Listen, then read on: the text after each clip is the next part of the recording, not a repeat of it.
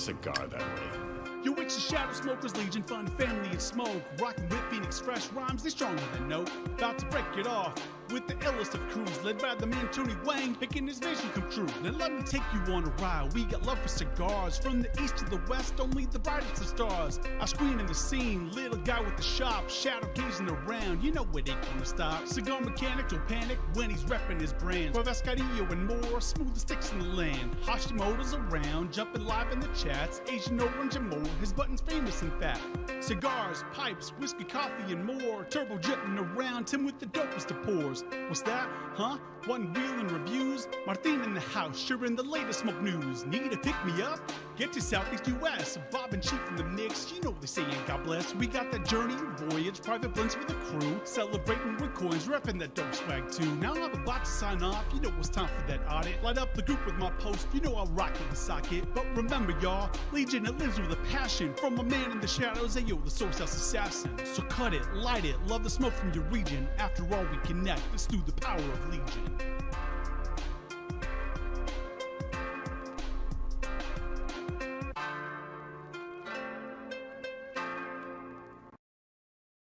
Got it.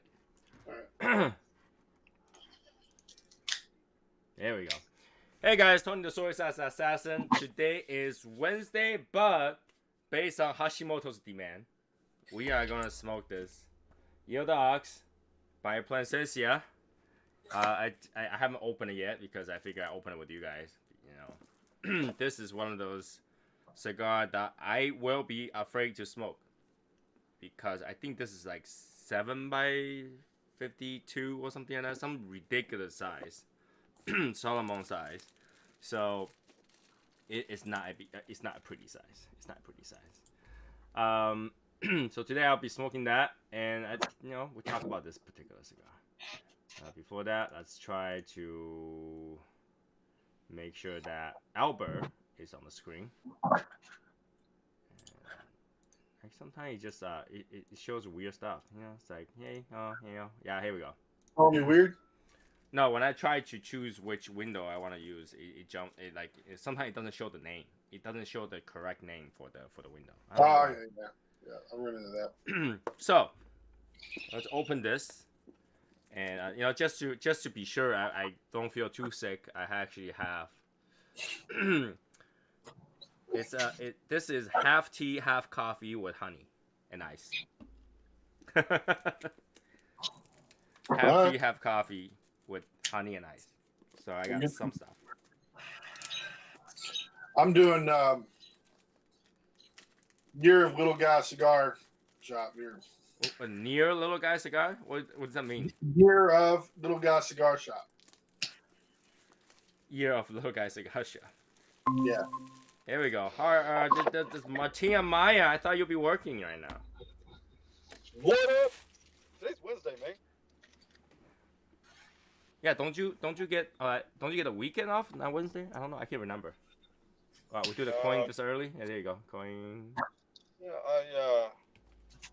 I got my normal schedule for weekdays. All right. Martine, did Martine coin us? Uh-huh.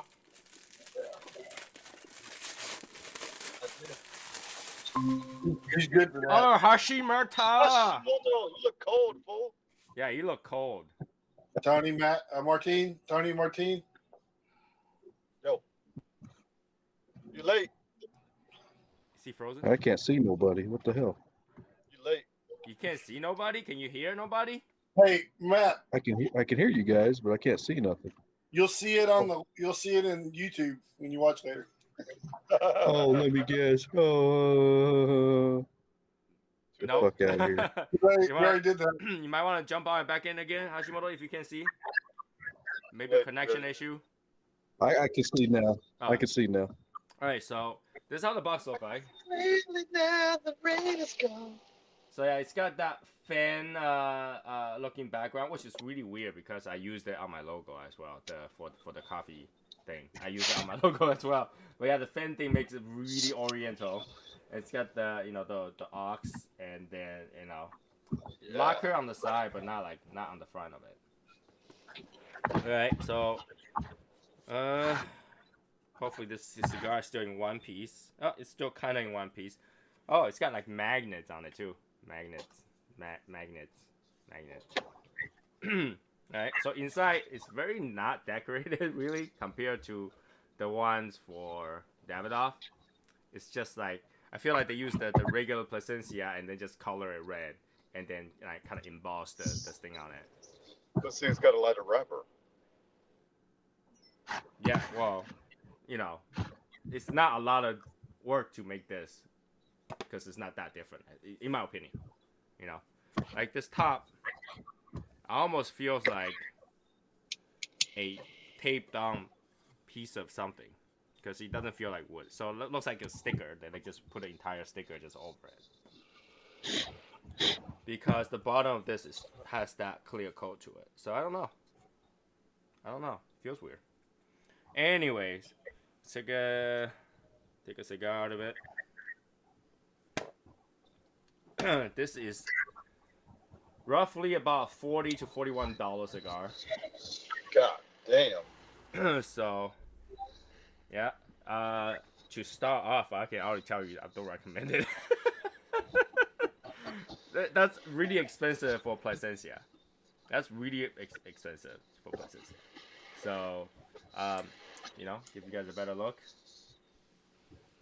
All right, so it is like, you know, different. You change all the band color and, you know, emboss, you know, all that stuff. All right, so, you know, shiny stuff Asian likes, and I think this is not in the U.S. I actually had to tell my friends in China to send it over, so that took forever. Yeah, I think it was a China exclusive. So now that we have this, we're gonna smoke it. I'm gonna cut it. Kyle says that's like Atabe price. Well, this is way bigger than Atabe if you think of it that way. I mean, this is huge. Well, I'm just smoking a Charter Oak. Charter Oak. Actually, this one was given to me by Scott K for Christmas. Secret Santa. Oh, is it? The 6x60 though. And of course, I butchered the wrapper on this, even though I cut it in an angle, but that's okay. I don't think that's gonna matter that much. Is it that thin? No, but then the cap. Can't even tell what the cap is. What? Alright, I'm just gonna pretend that's the case. And where is it? I tried to find cigar glue to glue the end a little bit, but nope. Just gotta light it then. Hey Matt, how cold is it up there? Right now it says it's 45. Oh, you look like you're bundled up like it's fucking 20 degrees. Dude, when I was trying to smoke cigar earlier, it was 32 and snowing and windy as hell. I was like, fuck this. So I just come prepared, and if I got to take some of this off, I'll take some off. But you know what? I figured it's going to get later. It's going to get colder. So it was a little brisky 70 degrees today. yeah, no, bro. We were all bundled up. It's been windy the last 2 nights, 2 days in a row. Just crazy wind. 60 miles an hour. Tipping over trucks everywhere. I did get a warning that we're gonna snow here again, so which sucks. Oh boy. What's with the weather this year? Seriously? I mean, we didn't get a lot of snow, but I mean, it snowed, but it didn't really stick. The mountains got some that stuck, but it's not much. Okay. I told you guys it'll snow here in May, so all the way to the end of May it'll snow. Okay. Do that. Tie drop, I think it's because this is like tapered. Yeah, it'll open up. Oh man, it's too much smoke. They're saying it's possible that it won't snow, but it may snow in May. It may. It may snow in May. 93 degrees in deep South Texas. God damn. Wow. Yeah. Who's that? Laporto? Pampardo. Yep. Yeah, he's a proud papa, man. I was gonna say congratulations, Juan. That's awesome, dude. Yeah, buddy. Good for you. Semper Fi. If you can just talk him into the Navy, man, that'd be the way to go. Yeah, those photos are pretty awesome. All right, cigar. It has this bitter citrusy notes. So there's definitely not a cigar for Hashimoto Why? because it's got citrus. Bullshit. I'm not kidding. It's citrusy. It's like lemon, lime, and orange, kind of like a crossover flavor, and it's got a little bit of bitterness at the end of that. Like a 7-Up. Definitely not like a 7-Up, but because the mix, it kind of have a little bit of the sweetness at the beginning, but it goes to a bitter note. I think there's a little bit of spice.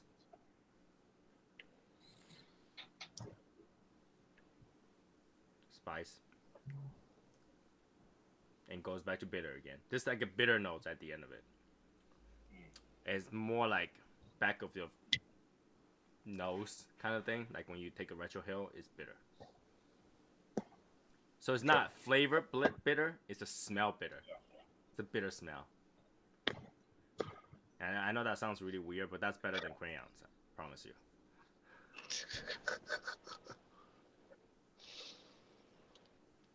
Alright, so yeah, it's got this really weird bitterness to it. But it kind of does have that flavor that fits the theme of being like Chinese New Year kind of thing. Because it's citrusy. It's happy, it's red, it's, you know. If you say so. Well, I have to say so. It has that flavor. You know. Okay, so Okay, so. are you going to say it's good luck? What? No, it's definitely not good luck. Spending $40-something on a cigar. Because I had a coworker, and she was from Taiwan, and she was like, everything was good luck for her. Like, this is good luck, that's good luck. She never said anything was bad luck. And I was like, everything you say is good luck. And she's like, because it is. Everything's good luck. I was like, okay. Because she only mentioned the good luck stuff. She didn't mention the bad luck stuff. For example, the same year of your zodiac year is a bad luck. Everything's bad luck. You know? But she would never talk about that. She would never talk about it. In fact, there's no bad luck. past 4 days is actually like a parade march for one of the religious thing in Taiwan. So people march from one temple carrying the statue all the way to the other side of the Taiwan for another temple. So they are already been walking for 4 days. They haven't got there yet. Wow. Very interesting too, because both sides of the march, like you have multiple, like just like Christianity, you have multiple church, right, for the same God, multiple church, and we have that too, multiple temples for one same Mazu, and they both decided to go the other way. So this year is kind of special, and so what's really funny is the south part of that temple, the Mazu is responsible for weather, for rain, right? And Taiwan is in a drought situation right now. So Taiwan is running out of water, and they decide, so the Mazu decided to have a march, and right after that march, forecast predicted 4 days of rain. So that's pretty cool, you know. Not to mention they had to walk through water for some reason. So they have this thing that they carry, and supposedly when they shake the carriage, it points to a direction that they want to go, and they're supposed to just follow it. Whichever direction it goes, they follow, right? So they carry the carriage to whichever direction the carriage is following towards. And this year, for some reason, it run them into the river. So I'm watching them walking through, and then like the whole entire front, it's front and back. You know, people are carrying it from the front and the back. It's almost like carrying like a fried pig kind of thing on a stick, but they have one of those old carriage in the middle. So people in the back start pushing forward, and people in the front start to try to catch up. And next thing you know, the people in the front just fell into the water. But they had to keep it dry, so they fall into water and their hands are still up, and everybody jumped down trying to make sure the thing's still dry. It's crazy. It's fun to watch though. Nothing will jerk your heartstring. Who can? Okay. Wow. What? How long is the? Well, what's the distance between the two temples that they have to walk from? You said it's 4 days and they're still walking. Yeah, they walk for 4 days already. Every day they walk a little bit, but the problem is that they don't walk straight there, right? They're walking based on where the carriage want to go. Sometimes the carriage will stop and they'll wait, and sometimes the carriage will go to somebody's house and wait in front of it. They will just wait. Whatever the carriage want to do, they'll wait. So it take forever to get to certain places. But let me see if I can find the information on that.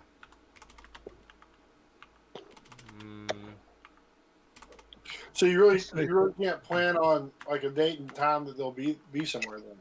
No, the believers will follow those crews as much as they can. Right, but you can't like plan a buffet or something, or celebrity, celebratory dinner. Or nothing. They kind of like have a, obviously a plan, right, where to go and stuff like that. So, but it's there. Sometimes it's not. Sometimes it's not as planned. So, okay. So it says.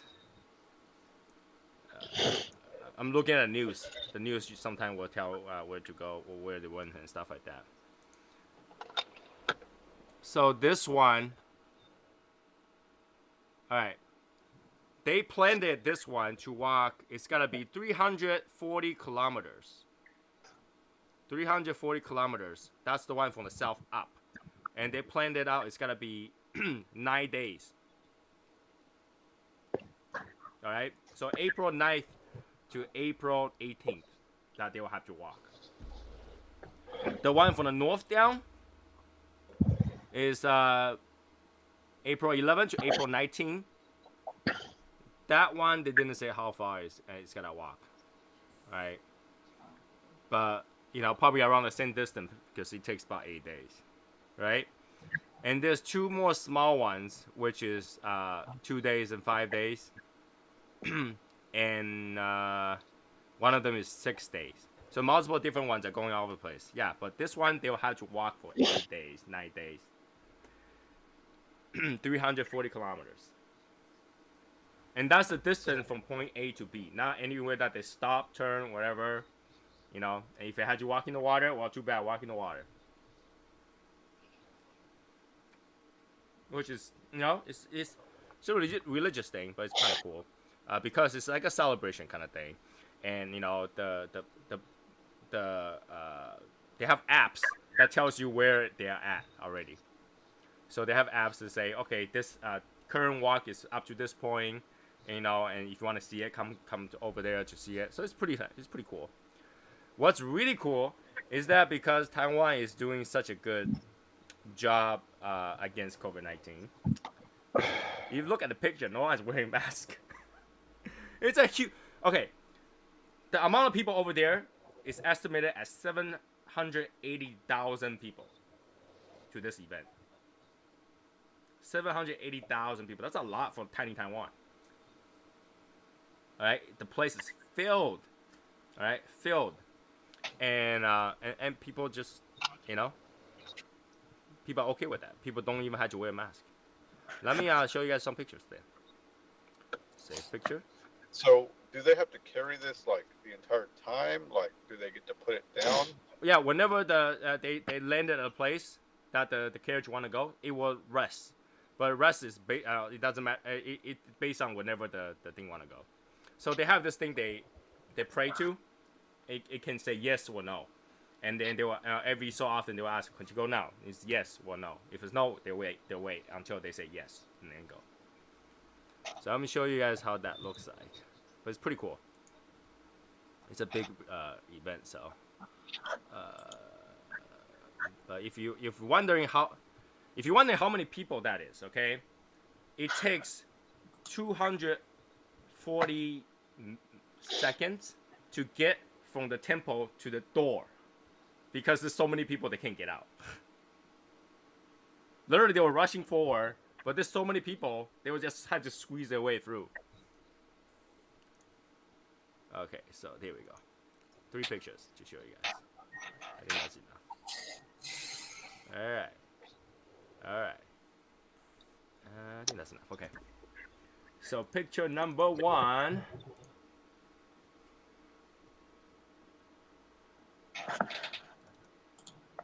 Okay. That is the carriage. You see people in yellow carrying the carriage? Okay. It's Yeah. such a big event. They have traffic cops there, because sometimes they will randomly make a U-turn, and run into cars. So they have cops there that stops the car from going anywhere when this is happening, and it will take as long as it takes. Are they going over people? Yeah. So that's the Yeah. way. That's the way it's when this kind of march happens, you can get blessed, and the way to get blessed is actually with the carriage go over your head, go over your body. So that's how they get blessed. All right, and let's see, next one. That's why you don't want to drop it. They will not drop it, even if they break an arm or leg, they will not drop it. So at nighttime they get food, and all these are like volunteered. Okay, all these are volunteered. All these are given. All these are free. But look at it. No one mask. Yeah. There's no 6 feet apart. Okay. And the next one. Let me see. Picture. Should have gotten this picture too. Where'd it go? Alright. Where'd it go? Alright, it's not in here. Let me try differently. Hey, what's that? Really? That's noodles, but what do you call We call it noodles. it? Is noodles? All right. Lo mein. All right. That's what I thought. I was wondering if it was lo mein. Well, it's really funny because lo mein is actually in China or Hong Kong. In Taiwan, we actually call that chow mein. So,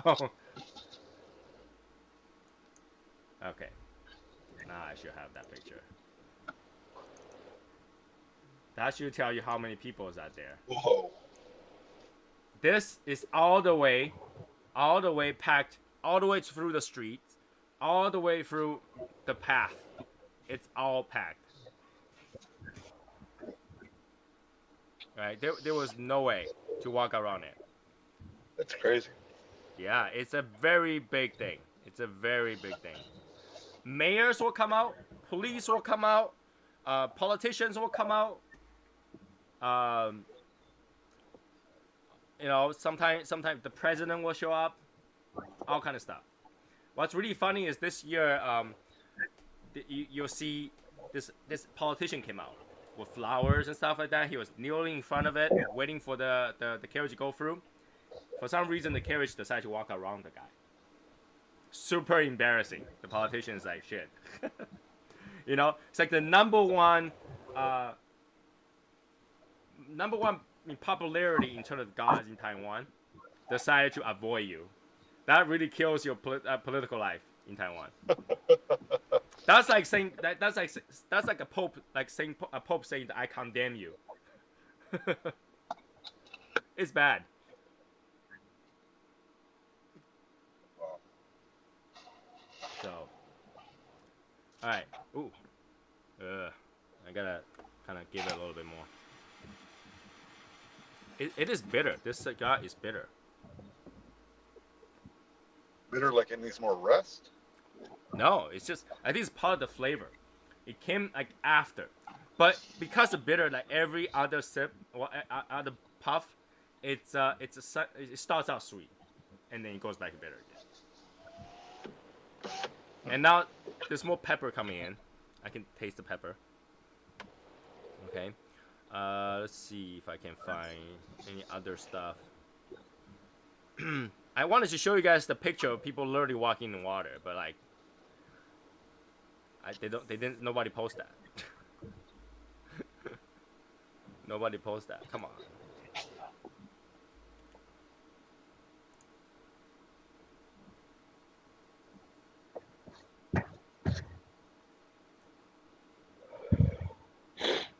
And try to find.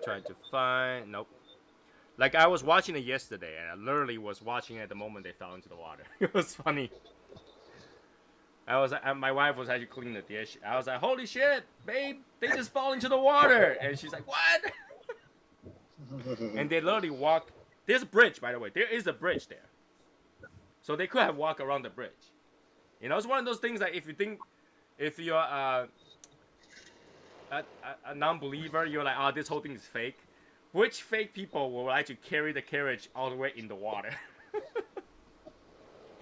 Right? They were walking into the water and they had to walk across, and they were half swimming, half walking, and then kind of get to the point where it's not as deep, and then start walking up again. But yeah, that was horrible. There is a bridge. There's a bridge, and now, not to mention, now that they walk on there, they have to walk the rest of the way with wet clothes. Yeah. Wet clothes, wet shoes. Keep walking. They can't stop. It's horrible. It's a very hard duty that you don't get paid for. Everything is volunteered, but every time they do it, that volunteer is like, if they can sell a space for money, people will buy it, even though they never collect money for it. They will do it. Like, people want to do it. They'll fight over it. So how do people get chosen to do that? They had to be part of the committee, and they have to volunteer, and they have to be selected, and they have to be trained. Then they can do that, because it's a long way. You carry this thing for 8 days. You know that thing's heavy on one shoulder, so yeah, you know it's not that easy, and you can't drop it. There is multiple people carrying it. There's 1, 2, 3, 4, 5, 6, probably 8 people on it holding it, but still it's heavy. You know, I mean, in the beginning it might be light. After that thing shakes and then goes back and forth, so you will actually wear out your shoulder really quickly. So after 1 hour, you're probably half dead if you didn't train. You know, so that thing is not easy, and then you gotta walk for 8, 9 days.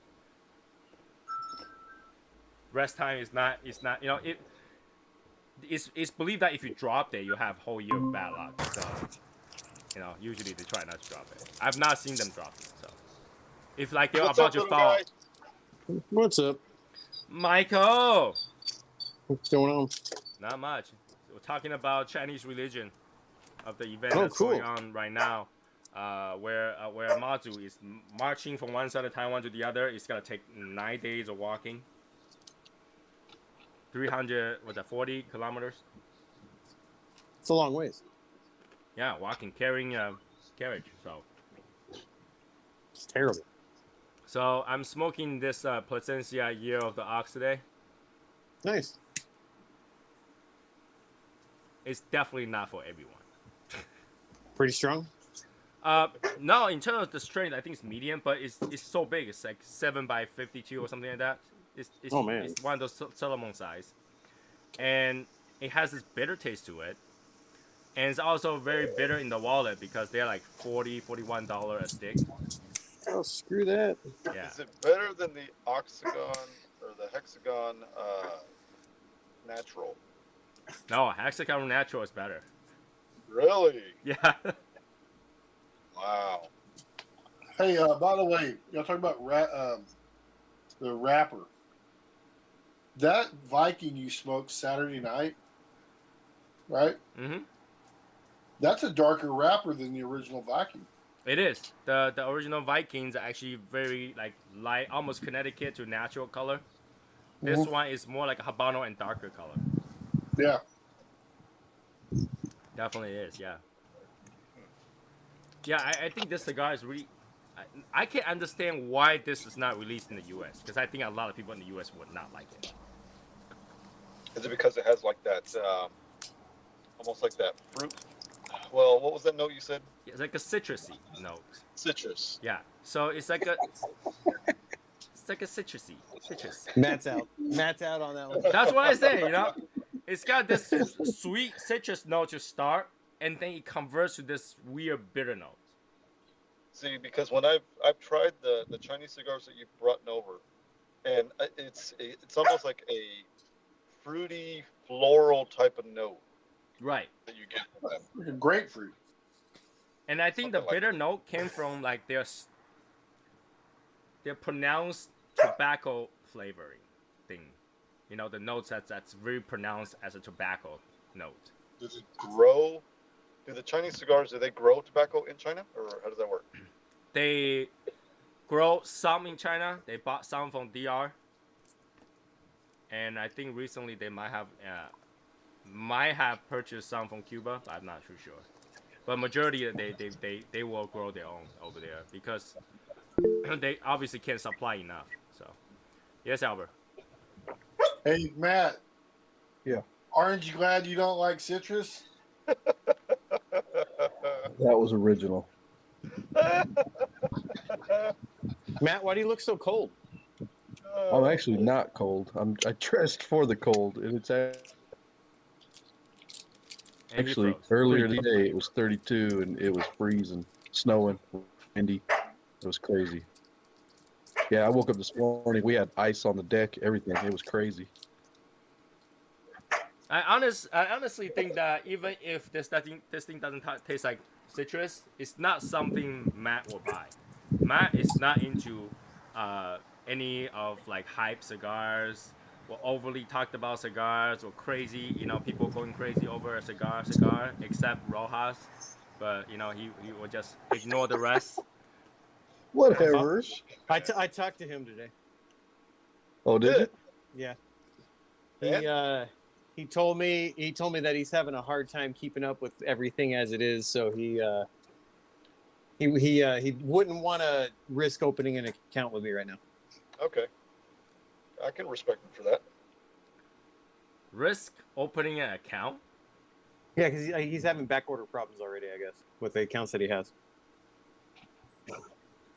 It doesn't matter. Having an account and back order them is better than not. That's whatever. I can't tell him how to run his business. Oh wow. Hey, yeah. I mean, he's still a boutique company. Like he rolls all his cigars here in Texas, and a lot of that tobacco is used for house blends for here in the shops that he has accounts for. So I can see how, like, getting the better tobacco could be an issue, or production issues. But that means he can't scale. That means he runs to a situation where he cannot scale. Well, no, he's making plans to move a factory to Nicaragua, and he'll be able to have better production. Like his whole thing is building the production, just building it little by little. So once he gets to Nicaragua, he'll have that leeway to be able to grow it the way he wants it. But didn't that kill the idea of rolling everything in Texas now that he doesn't? Well, I mean, it's still going to be a Rojas cigar. Wow, look at the crazy band on that one. Crazy. It's made out of fingers. I don't even know what I'm smoking, though, Michael. You don't? No, because it's either the Cameroon or an Habano. I can't. You can't. Oh, what are you, Tony now? You can't tell the difference or what? Whoa. Why is So, my Michael, name into the mix? No, Because you're the one that said you couldn't tell the difference. Yeah, I mean, because they are not that much of a difference. Okay.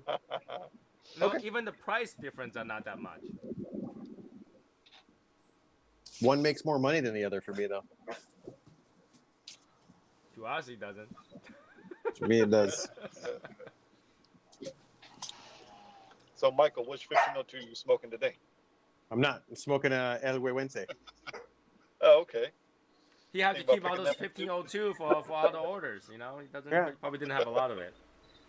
I brought in a bit.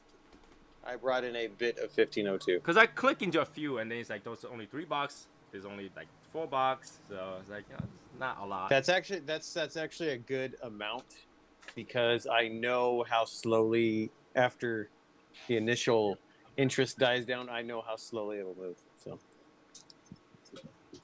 You mean like the hype when the hype wears off? the hype wears But off. when the hype wears off, that's when Matt start buying. Yeah, you better have it ready. Matt's gonna buy both boxes of XOs. That's what he's gonna do. Yeah, Holy shit! I already told you about what I think about 1502. I know. Well, I do have the one that you like. Okay, which one's the one you like, Matt? I have to go get it because I was telling Michael I forgot to look the other day. Well, what is it? The it's- Sapphire? No. Actually, I would think he would like the blue sapphire because that thing's kind of peppery and stuff. Yeah, that's what I would think too. Nope. Is it the That's the Emerald? one I tried. That was the first one I tried because everybody was like, "Oh, this one is so good," and I was like, "Okay, let me try it." And this The was Emerald? probably a year and a half, 2 years ago maybe, and nope. Tried it again just to make sure, and it's like, nah, it doesn't do nothing for me. That's all right. What Yeah, about the I mean, Nicaraguan everybody's one? different. The Nicaraguan one. I mean, they smoked really good, but they just didn't do much for me. Then smoke 2.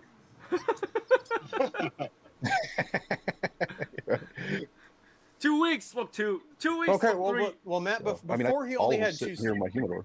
Before he only had 2 sizes on that. All he had was a Lancero. All he had to originally was a Lancero and a Toro, and that was it. Right. So now there's more Yeah. sizes. Oh. Well, maybe Yeah. the different sizes. Okay, now this thing starts to get more floral.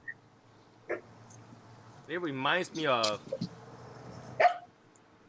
What does this remind me of?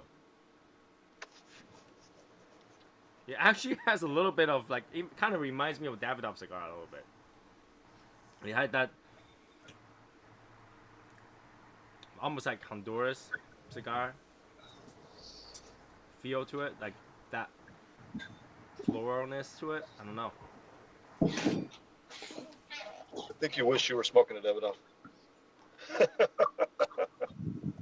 No, I was kind of excited to smoke this because I waited a long time. This thing came over on a boat. It came over on a boat, dropped off at I think a UPS, and then the UPS had to deliver to local post office, and local post office delivered to me. That took that long. So you know what's funny is like I got a pair of shoes out of Canada because they're discontinuing like one of the pairs of Adidas that I liked, right? And so they got shipped out of Canada the other day, and they got here yesterday, and they got shipped out on like Friday or Monday or whatever it was. FedEx? They must have been. No, they must have been UPS. in Phoenix. And you're giving me shit over my Adidas? They came out of Ontario, Canada, bro. I don't know. Well, Ontario can fly stuff over still, so Saying that, but that's quick, man. Came from Canada to here in like 4 days, 3 days, whatever it was. Martini, man, those are kid sizes. No, they ain't the same. Oh, Sir, I wear a 9.5. I wear a 9.5 in Adidas. Thank you very much. I don't wear child sizes. They look different. so you got a See, Martin gets his from Mexico. You get yours from Canada. Right. So yeah, I was excited to smoke this, but it's I don't know. I will still say that if you got this kind of money and you don't care to collect it, just buy the regular Plasencia on my birthday. Because that thing's Yeah, good. Compared to this, that's a lot better. That's a lot better. I've got I think I've got a Toro or a Robusto in the Alma Fuerte that I'm gonna smoke on my birthday. I've got a Robustus. I think I'm gonna try the fucking Atabey. It's fucking $30, man. Don't do it. Yeah, don't do it. Don't do waste it. your money. But I mean, I don't know. Like I wanna enjoy something. Yeah, I'll drive back for you, okay? Those people Like, I that wanna watch have- Martina Maya and really want to watch one of the shut up, reviews, shut up, send shut up, him shut one. up, shut up. No, like I want to smoke like a good mild cigar in the morning, a medium cigar in the afternoon, and then I'll have my Plasencia in the afternoon. Yeah, there you go. Still, he needs to review a cigar that I actually Shut don't up. have any of. So somebody send me one. Shut up, Tony. I picked up a couple of those Padron 50th anniversary ones. Oh, I was gonna have that for my freebie from working at the lounge because I get to pick one cigar, and they fucking sold out of them. I'm like, damn it! Well, you Yeah, get to pick out one cigar per week. One cigar. I get to pick out one cigar out of the humidor for my birthday. No matter what cigar it is, it could be a fucking $50 cigar. If I pick it, I can smoke it, and it's mine for free. Then shouldn't you just go pick an Oro Blanco? Right. I need just one Oro Blanco sent to the shop.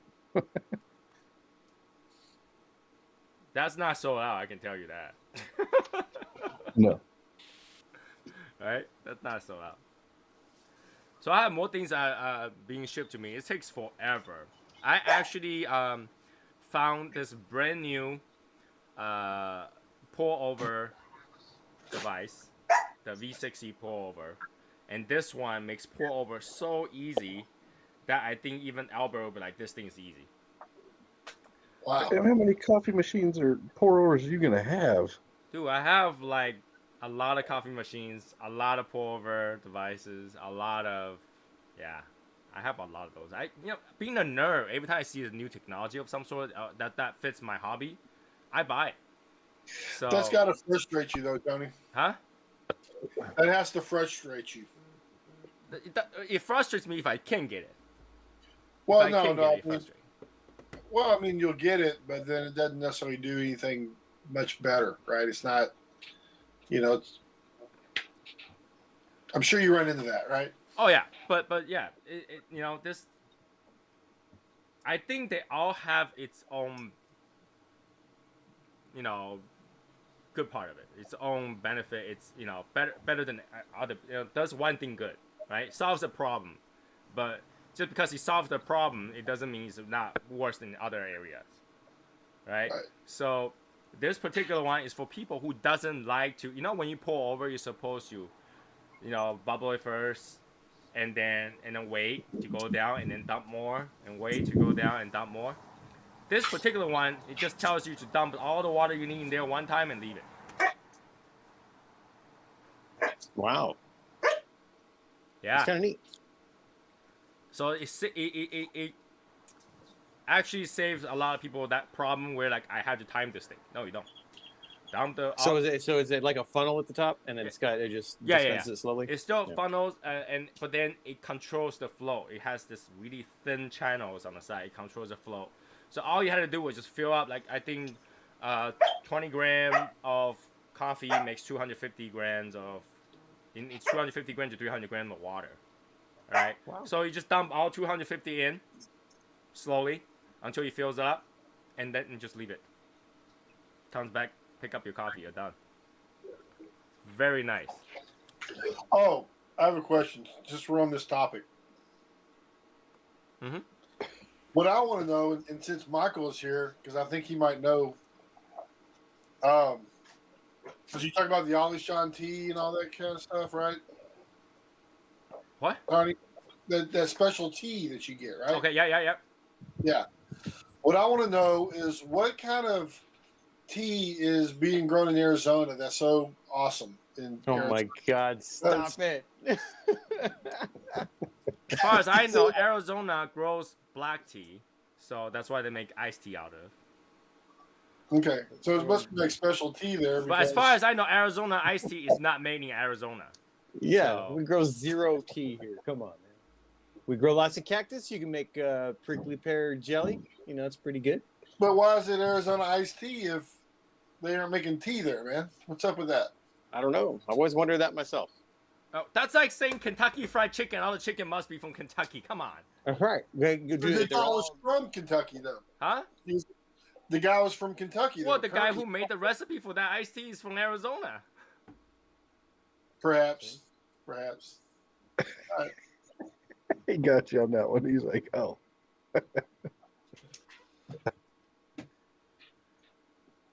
Oh my God.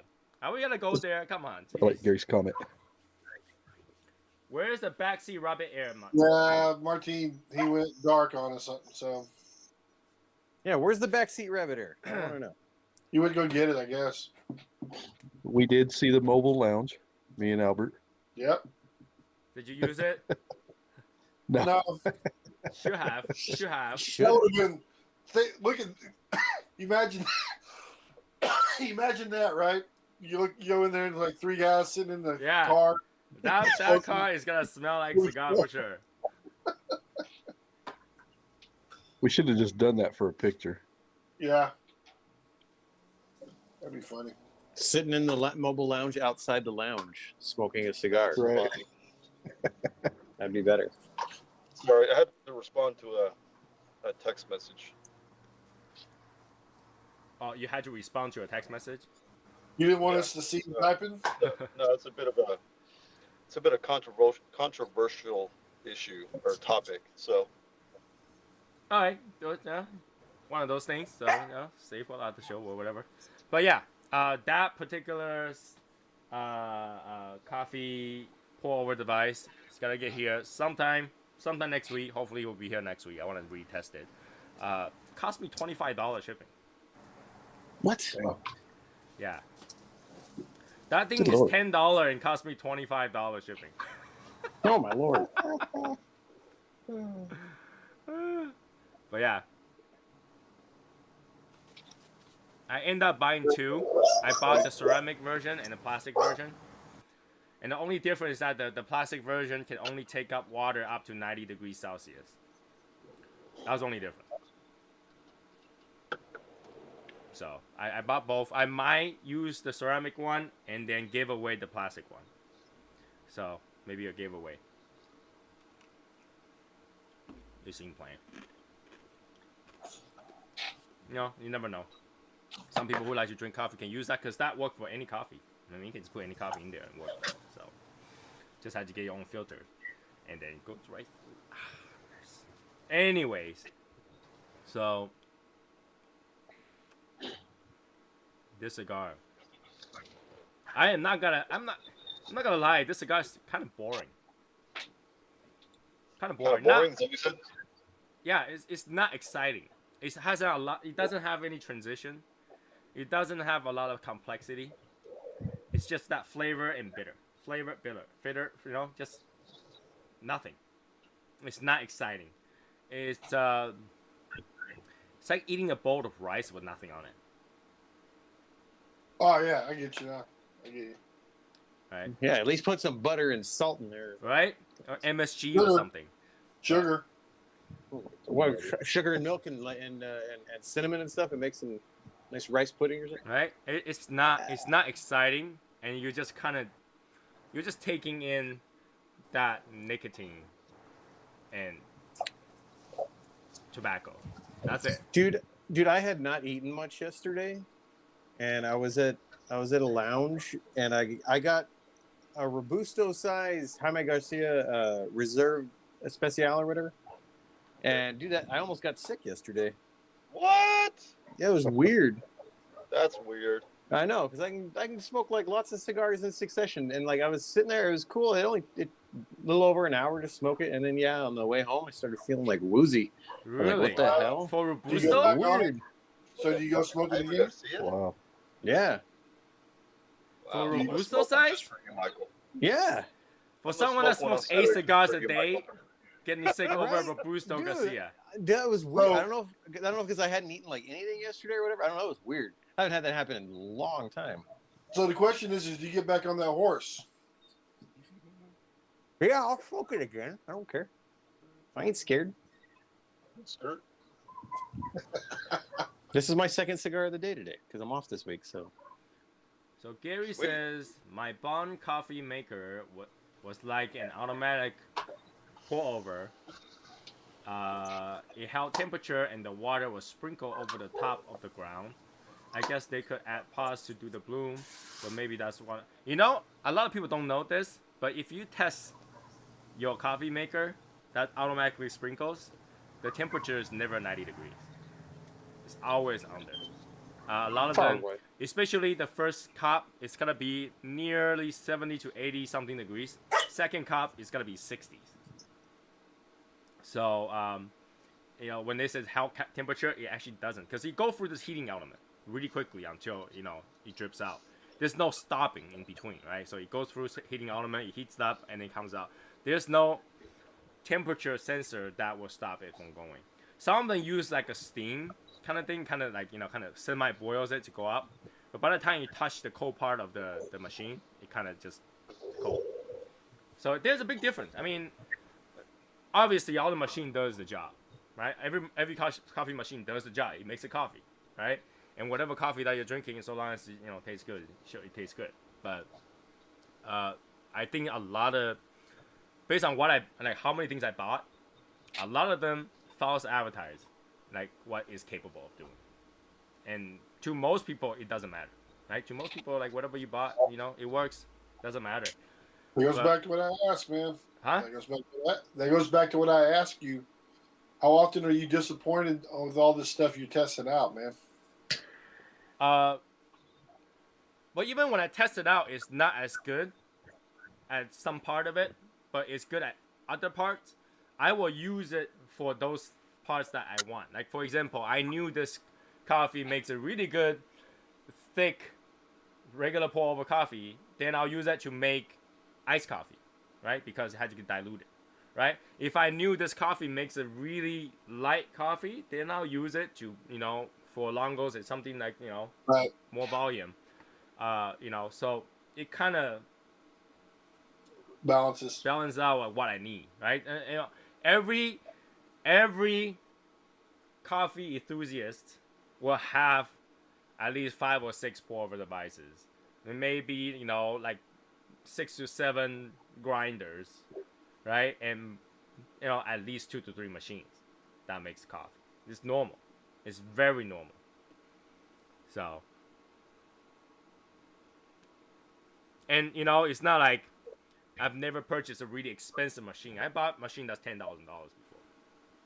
And All right, so I can see Michael's face, man. You're not believing that, man. You're not. I'm calling Michael out, man. He's like normal. But think about how many like cutters you have, man. How many lighters you have. How many types of cigars you have. So yeah. Yeah. I mean, like I've got a pour over and a coffee machine, and now I've only got one grinder.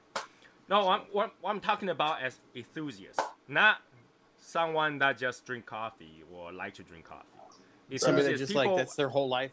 No. People who actually, just like we're cigar enthusiasts, we like to talk about cigars. We like to figure out different cigars. So we actually spend a lot of money on cigars, right? Just think about how much money that you average spend on cigars per every few months.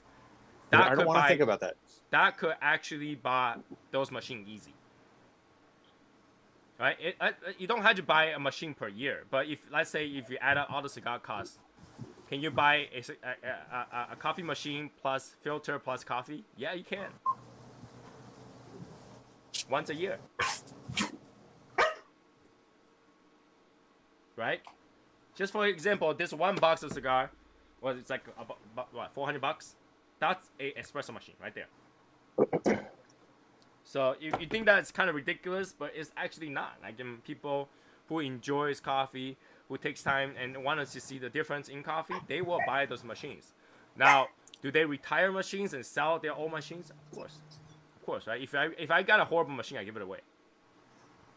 Right? If I got a coffee machine that literally doesn't make any coffee that I like, like just not up to temperature or not up to the speed or whatever, for whatever reason, right? But it's good enough for average use, I'll give that to a neighbor. I'll give that to a family member. Say, hey, I got a coffee machine. They'll take it. I literally give my brother like couple coffee machine already. Every time it's like, hey, I got this coffee machine, take it. So, for enthusiasts, you will just like computers. Like how much computer part costs? A lot. Right. So you as a computer enthusiast, you will buy a video card at $3,000. And you don't believe that someone will buy a espresso machine at $3,000? True. That's actually why I was late. I had to clear my CMOS. Right? So when it comes to a hobby, when it comes to something that you really care about, you actually spend the money on it. I know I would. I don't spend as much on computer as I should, being a nerd. I mean, I should, around like a really high-end video card, you know, CPU and stuff. But I just don't, because I don't have the time to play games on it, you know. I mean, I have all the gaming machine, but literally this year I don't even have time, so I didn't even buy PS5. I bought an Xbox Series X. What's that called? That's what it is, right? And I literally opened it twice. Once when I set it up, the second time to open to watch streaming videos. It's like the PS5. I'm like, that's why I'm just like, whatever. Whenever they have stock again that's normally available, I'll finally get it, because there's no time now. Like usually I will just buy overseas. I don't care. They don't have region locks nowadays. I just buy overseas, right? But this year, at this time, I was like, you know what? I don't have space. I don't have time for it. You know, just buy one and call it a day. So I did buy one and just literally call it a day. So. Thank you, Mr. Hashimoto. What is that? Rojas. I was making a statement. Sorry. I was making a statement. Gary said it depends on a lot of factors. I can usually chain smoke to do La Diaz all day, and one time I had a tobacco and felt the nicotine. Probably had a lower blood sugar in that morning or something. Yeah, well, you know, that day Michael just don't feel well. You know, he just down and don't have breakfast and don't have lunch and don't have anything. And then he literally could usually get through that if he was with, you know, Brendan, but he wasn't. So he's all alone dealing with all that nicotine, and he felt sick. Don't get me wrong, I finished it, but then I had to eat some a You might as spoonful well. of jam. You probably finished it a little too quick, or you had a tough draw on that cigar. Sometimes I think that if you have tough draw on the cigar, you tend to get a nicotine more.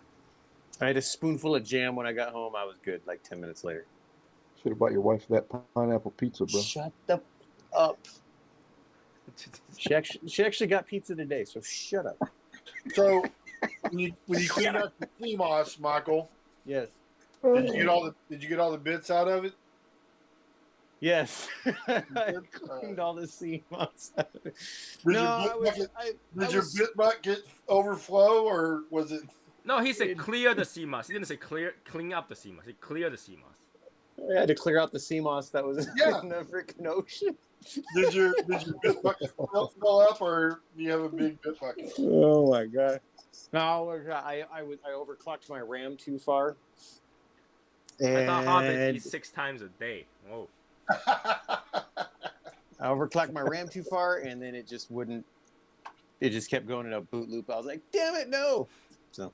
So one of the bodybuilder that I know, it's been like, you know, health conscious bodybuilder that I know, he, you know, recently got diagnosed early stage of diabetes. Wow. But he's healthy. He's all muscle. And then he was telling me, we were talking about how that kind of health lifestyle is actually not healthy, because your liver, your kidney never gets to rest, because you eat so many times a day. It never gets to rest. And eventually, just like any car part, it wears down. You start to be less efficient. And then you got into a problem if you try to do the same thing. You know, if you eat 11 times a day, small meals, but short sessions of food, your body never gets to stop, right? You just continuously burning that calorie. And then you got to a point where even though you're healthy, your body can't catch up. So, you know, for those people who think like, you know, is really good for you, think about it. You know, your body eventually gets old. It can't keep up with that kind of food intake, protein intakes, and all that stuff. It's not healthy. Yeah, the protein is really hard on you. So yeah, early stage of diabetes. He's like health conscious person. He just, you know. Yes, That Albert.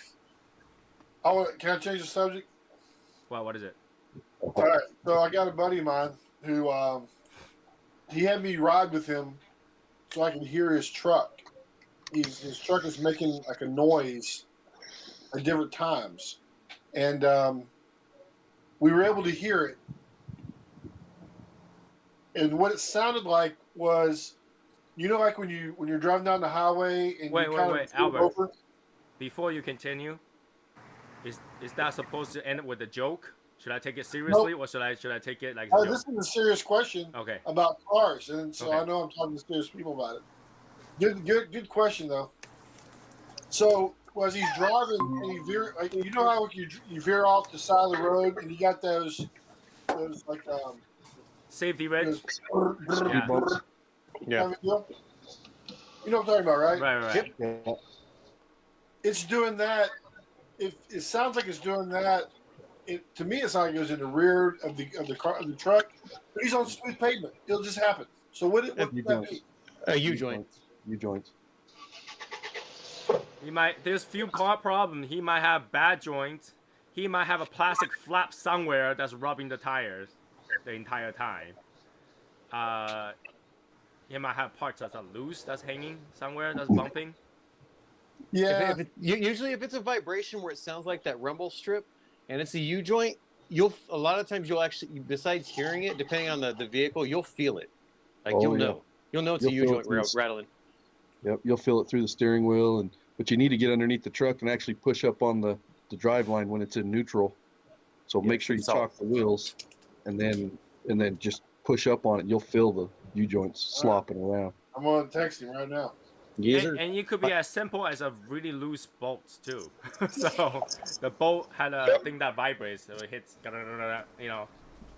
Because when you ride on those safety edge thingy, it's pretty loud. It's like, it actually sounds pretty bad. So he's got a fairly new GMC truck. It's a pretty nice truck. It's like king cab, pretty big size truck. Pretty common issue with trucks anyway, with the drive lines. But that's one of the few parts that fail that people don't maintain like they should. You got to grease them. All right, cool. I appreciate that. when you say you gotta grease them, how many people actually goes under their truck once in a while and says, I'm gonna grease everything? Me. Yeah, you guys got too much time. Hey man, I don't even know where you'd grease it, man. So Well, it depends. Some of them have grease zerks and some don't. Yeah. Some are Basically, sealed grease U-joints. everything that has an opening and doesn't have a seal. It's got a grease zerk. He's going there. Yep. Some Grease of them, everything. most of the Like newer how, Michael? ones nowadays How do you are know, all sealed units, so How do you do it, they can still fail, but it's less like. Yeah, I actually don't like things that has bushings because you can't see it when it fails. oh, and he was saying like if he kind of is like going up a grade, or that's when he'd start feeling it too. By the way. Well, yeah, he's pulling the load. He's putting a load on it, so that's why it's getting a vibration. Mm-hmm. So here we go, free diagnose. And That's awesome. it's a bad thing to fail if it fails. I mean, yeah, you're stuck. But it's sometimes, Albert, it's as easy as just driving to a mechanic. Okay, he did, right? He did, but he doesn't think he explained it well enough to him. Well, and that's the thing too. The guy needs to go on a test drive with him, and that, like you did. Yeah, well, they wouldn't go with him initially, and he left him. He left it with them, and they kind of drove it, but they didn't hear nothing, so he came and had to pick it back up. So he had planned to go there again at some time and just kind of pick one of them up, drive for 10 minutes, but that's where we're at. So anyway, I'll let him know. Yeah, sometimes what you can hear is not what the mechanic can hear. Like, you guys know when I bought my Mercedes, I had a turbo leak. It's making this weird sound. And I went back to the dealer so many times and have test drive with them. I said, I hear it. They don't hear anything. I hear it. Yeah. Right? And then it turns out there was a turbo leak. They had to change the intercooler because there was a leak. But like whatever I hear is because I'm driving it every day and I notice it, right? People who doesn't just like, I don't hear which part am I supposed to listen to, And they make a tool for that we have that you pressurize the intercooler and all the turbocharging boots and clamps and all that stuff to see where the leaks are. But that's the should thing, hold it's so much really pressure. weird because when they test it, it passes, right? It only happens if you drive at a specific condition, and then it's just right before the turbo kicks off, and you hear that noise. So right before the shifting point. Yeah, on, but on still, the I left mean, turn. On the left if it's turn. pressurized, it should either hold pressure? You'll or hold the shouldn't? pressure. You'll hold the pressure. It's when it releases. That's when when it had that noise. And it's not a turbo. You know, it's not a blow off. Right. So it's a really weird thing, and it ends up that's literally at the intercooler. It's the space in the intercooler. So it's not really the charge. So they test it many times. They take off the whole thing, bumper, everything off. They tested the turbo. They test the engine. They test drive it. They thought it was actually the shocks too. I mean, the shock can make noises because it only happened on the left turn. So, and then they replace all that. Turns out to be one little leak on the side. On left turn. Huh. Weird. They say it That's never weird, too. happened. They type out the report back to their headquarters, and nobody can find out. No one but me have that issue. There's probably others out there. They just don't realize it. Right. Yeah. I mean, the other out there probably bring it back, and they were like, I don't hear it. I don't hear it. You know, if I don't hear it, okay, I guess it's normal because it still has turbo. It still kicks, right? But it's when it takes But you should left have turn. felt. You should have felt a loss of power as well. No, because it literally kicks out at the same time and leaks out at the same time when it shifts. So it blow off the turbo anyway. So like you would never notice the power loss. Right. Yeah, if you were in the gas pedal, and then you should notice the power loss. But since you're downshifting into gears, then it would be, you wouldn't even notice it. So it's weird. It's the weirdest thing. That took 6 months to fix. So, 6 months of keep driving it back, have them test drive it, have me test drive it, drive it home and drive it back again. Oh, that was hell. That was hell. I really wanted to buy a new car at that time. I was like, you know what, just take this car back. I would buy a new car. But there's no other cars I can buy at the time. So, now I really do want to buy a car. I haven't bought it yet. You know, I was thinking to buy a BMW, but then BMW just decided to make the car even more ugly, so not happening. Yep. Like that 4 Series. Oh my God. It's like, what is the point to have, like 2 noses that big? Fucking grills that are this huge on both sides. It's like, oh my God. That's I think they hideous. forgot it's called kidney grill, not nose grill. Yeah. Right? It was ugly. I can't do it. I mean, the car might drive nice, but it's ugly. Yeah. Yeah, I'll tell you what though, that M4 competition, oh, that thing is sweet. It's just that front grille. I cannot get rid of that. It's hideous. You know, my friend keep telling me to buy the previous generation M8. That one does look good, but the back of the car looks like a Toyota. Yeah, I love the way that car looks. That's one of my favorite 8 Series. But Older like the ones. back of the car looks like a Toyota. I mean, I know, but I mean, that car is just badass. So I couldn't. I just keep waiting until they finally decide to make another good car, VA, not electric. Yeah. I don't buy that. Dude, I saw literally it's one of the ugliest cars I've ever seen yesterday, and it made me sad. Was the new Mustang Mach-E. It's the electric 4-door station wagon Mustang. I was like, dude, I'm done. I'm done with new cars. Like, I'm done. I don't even want one. I don't want one ever. I was very mad yesterday. I haven't seen that one. I'll have to look that up. But Dude, Michael, it's ugly. And the grill is like this big. It's fucking. Oh, it's atrocious. But Michael, you don't even buy Mustang Oh my gosh. I own It's 4 like, Mustangs, bro. right now. Yeah. They're all 80s models, but I own Fox 4 Box. Mustangs. okay, that looks like one of those Mazdas, man. The grill looks like a Mazda. It's terrible. Yeah, no, Tony, I've got an 80, an 85, an 86, and an 88 McLaren. Okay, so what is it? The new Mustang? Mach-E.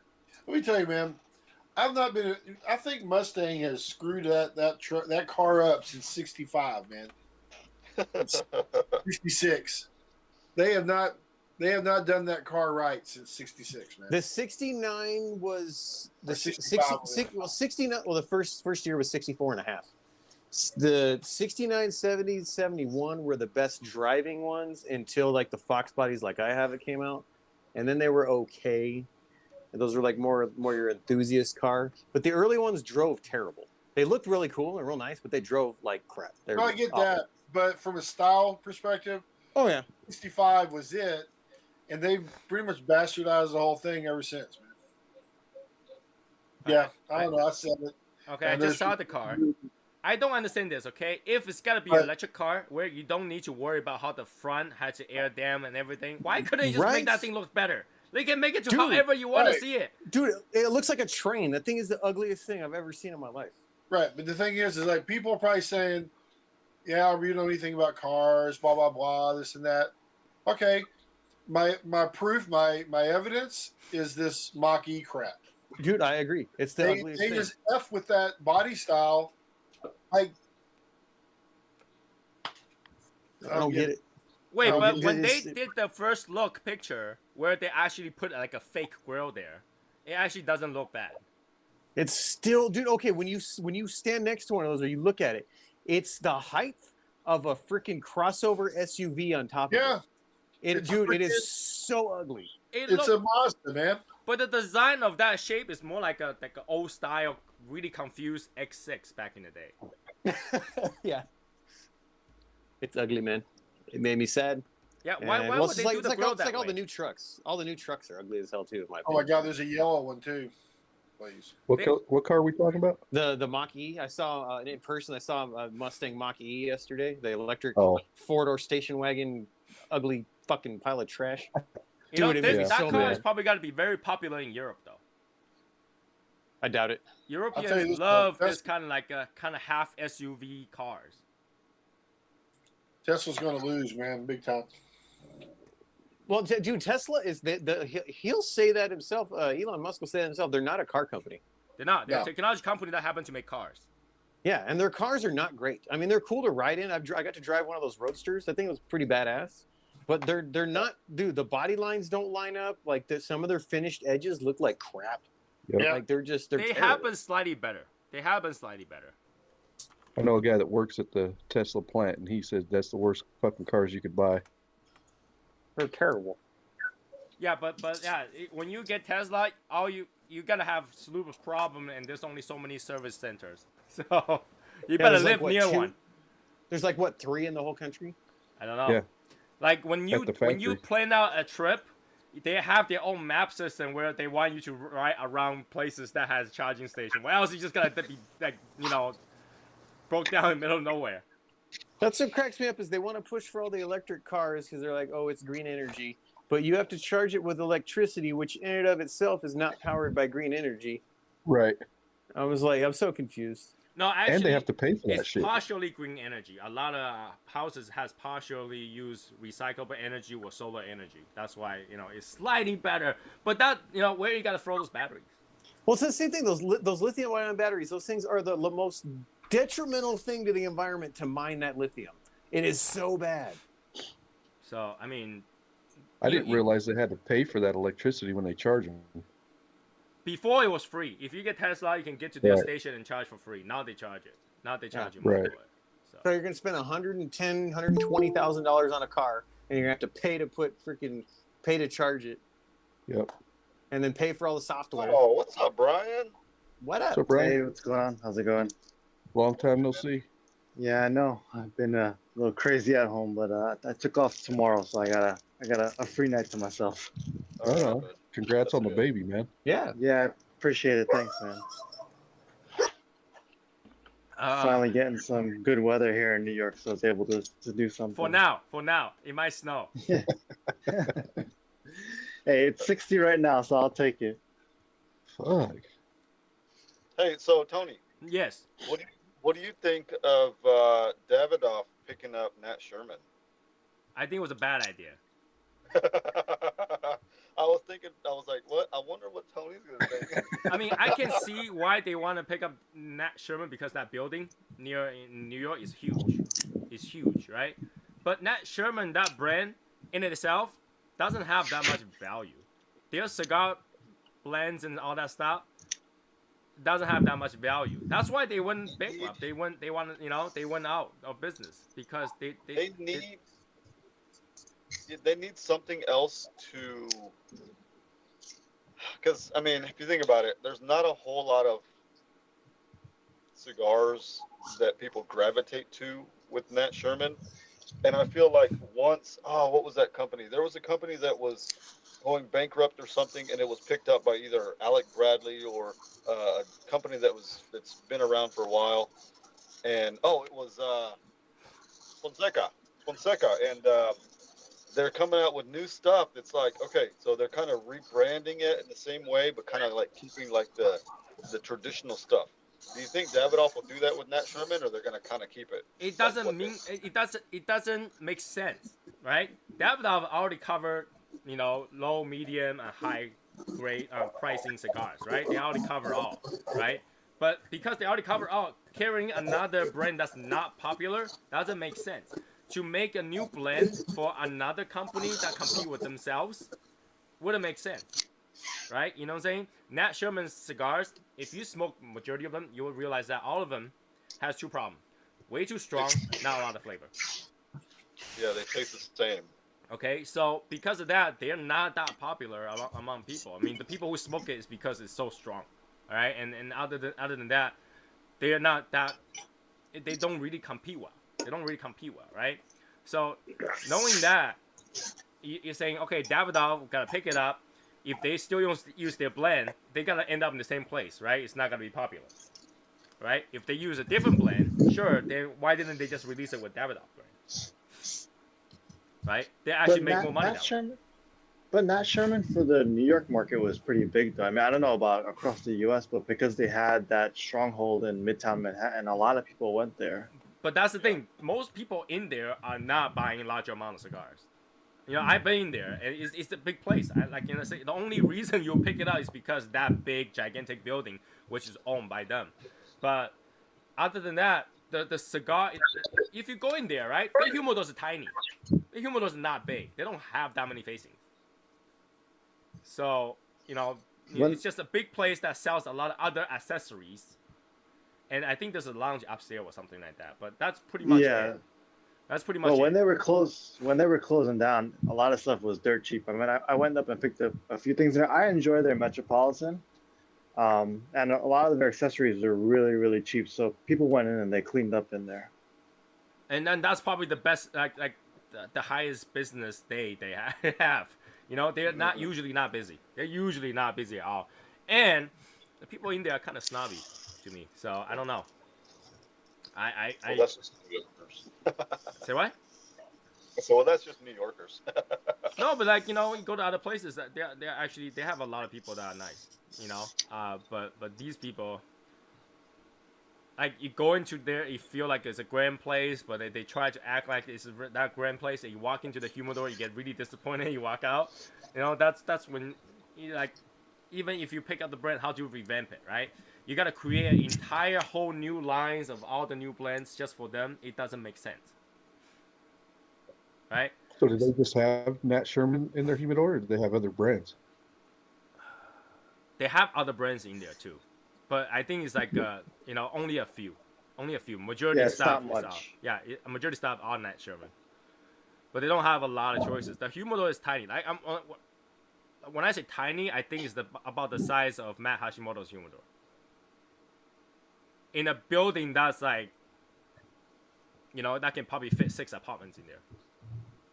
So it's that's tiny. It's tiny. So, and when you walk in there, there's 2 sides on each aisle, and then there's all empty spaces. There's not much in there. So. Well, you just wait till I'm done with my expansion. So, I mean, I don't see a reason why they should. Or, it's like buying Alpha brand, so you have one less competitor, but then the competitor is not really there. If anything, I think they bought Nat Sherman to ramp up their own facilities, because they bought others' facilities. Now they can use those facilities. When I went in there when they were shutting down, the guy was saying that someone else was supposed to buy Nat Sherman, but then when COVID hit, they pulled out of the deal, and that's how they just kind of went under after that. Oh, okay. And I think that's a good idea. I mean, Nat Sherman itself is not a gigantic money-making deal, right? If anything, it's money pit, because now you're in New York, the rent, the taxes and stuff like that is gonna be ridiculous. The rules are not that easy to follow. I mean, Davidoff themselves hated the rules and taxes and all that stuff. So why would they get another space just to do that? And if anything, they will use it to convert to another Davidoff and use all the facility within Nat Sherman's asset to ramp out more of Davidoff, rather than continue a Nat Sherman brand where they have to literally continue those blend that wasn't that popular to start with. Like, you know, if you think of this, okay, out of the 5 of you, how many smoke a Nat Sherman in the last 30 days? It's been longer than that. Okay, how many of you smoke a Nat Sherman in the last 3 months? All right. Okay, how many of you have smoked a Davidoff last 3 months? There you go. 2. So, you know, you can tell that Davidoff will probably make more money by selling more Davidoff than holding onto a Nat Sherman blend, because majority of people don't smoke that.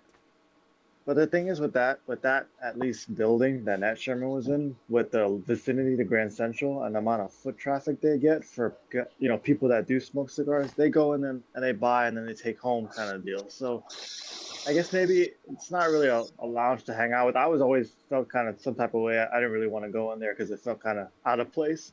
But for foot traffic and affluent, you know, high business people, they go in there and I'm sure they clean up and they make a good amount of money in there. Oh yeah, but that's what I'm saying. Like, if Davidoff buy that, it makes sense to make a headquarter over there. Right. They already have one headquarter there. It's pretty big. But having that building is much more room to expand and have actual lounge in there that you can smoke. Yeah. Because you've been through all those Davidoff lounges. They're probably like 10, 15 seats and that's it. Right? So having that big place will actually make a good place to do release parties and all that stuff, you know, whatever they want to do. Because, you know, they made the one Madison Ave, where the basement used to be like open for party and stuff like that. They made it private. Now you can't go in there anymore. So, and because the space limitation, all that stuff, it will make more sense for them to open a place that's bigger for people to go. Yeah, the 6th Avenue location, they sent out an email saying that they finally opened back up for people to be inside. Yeah. Recently. So I'm going back down there end of May if you guys want to come out. So it's like a Memorial Day weekend. But okay. Do you think that they grabbed Nat Sherman and they have a business plan to revamp it because of the heritage part of it, to just to expand their business like portfolio? But I mean, the heritage part of it is weird because Nat Sherman won the cigar blend on a gamble. So, right. No, I mean, because it's been around for so long, right? And so, do you think that they have a business plan to? Because Davidoff's not dumb. They're not just going to pick up something that's going to fail. You know what I mean? I don't think they will. I don't think they want to revamp Nat Sherman. To be really honest with you, it makes no sense to have another production, another blend that they knew. Other than people from New York, most wouldn't buy it normally. Like I mean, I would hope that they would. Like, I would hope that they would try to revamp it because, I mean, you have the people who know Nat Sherman. So in a way, you're trying to please the people who have grown to love the cigars, but at the same time try to bring new clientele to the brand. Well, maybe like you said, like if they use some of Davidoff's tobacco, do that to change the blends up to make it a little more desirable to different people, then maybe that's the case. But I think with the location and the foot traffic, that would just bring more to their table for Davidoff. But the question plus the fact that Davidoff probably got it on like super cheap. I mean, they were going out of business. It was COVID. It was a crapshoot for them that they could make money off on the cheap. And if it went south, it wasn't that big of a loss to them, I suppose. Well, they still have the real estate, right? So they have that building, so it's good. But the thing is that, you know, like I say, if they want to revamp it, they had to formalize all these new cigars again. Why didn't Davidoff just release it for their own and make that kind of money already for a well-known brand to start with? Right? It's like General absorbed all these different brands. It's the same kind of thing. Look, that store is on 42nd between 5th and Vanderbilt. I mean, that's the main corridor for tons of people traveling every day for work. The 4, 5, 6, 7 shuttle, uh, all the Metro North trains, and then also Long Island Railroad is going to be running into Grand Central in the next 2 years. If they open back up there, they'll make money. That's for damn sure. But that's the thing, though. Like, Cigars International should have done it. but Brian, like you say yourself, when you go there, you felt out of place, right? Yeah, Even I did. Yeah, but even I felt out of place when I walk in there. But the guys that are going in there, they might not have the amount of people that go to other cigar lounges, but the guys that are going there, they're dropping big bucks one time and they're buying a ton of stuff. So I guess it's the few that are spending a lot of money instead of the many that maybe are not spending the same amount of money. So I just feel like in terms of, like, big money, people go to Davidoff, they will spend big money anyway. They're already used to that price range, right? So when you think about, okay, we gotta go through all that, we gotta reblend everything and do all that and put it on a different brand that's gonna compete against our own brand. Does it make sense? It's not competing. They own it. Money's money. So you're driving away traffic versus driving in traffic, right? You try to separate, if you open that store back up as Nat Sherman, that wouldn't make sense. Well, it'd be Nat Sherman owned by Davidoff. They're going to have Davidoff and Camacho and freaking everything in there. But that's the thing. Like when they took over Camacho, they didn't open a store called Camacho. You know what I'm saying? No. Right? No. So if anything, they will probably do this. They will carry Nat Sherman cigar just like the way they did it, and then open that store as Davidoff. I think that might happen. But it's like Avo and Camacho and all the other brands that they carry, they just carry it in their own store, but still they prioritize Davidoff. Well, yeah. So I don't see it being a losing endeavor, and for Davidoff even if they wanted to reblend everything and all that, that's not a big deal for them.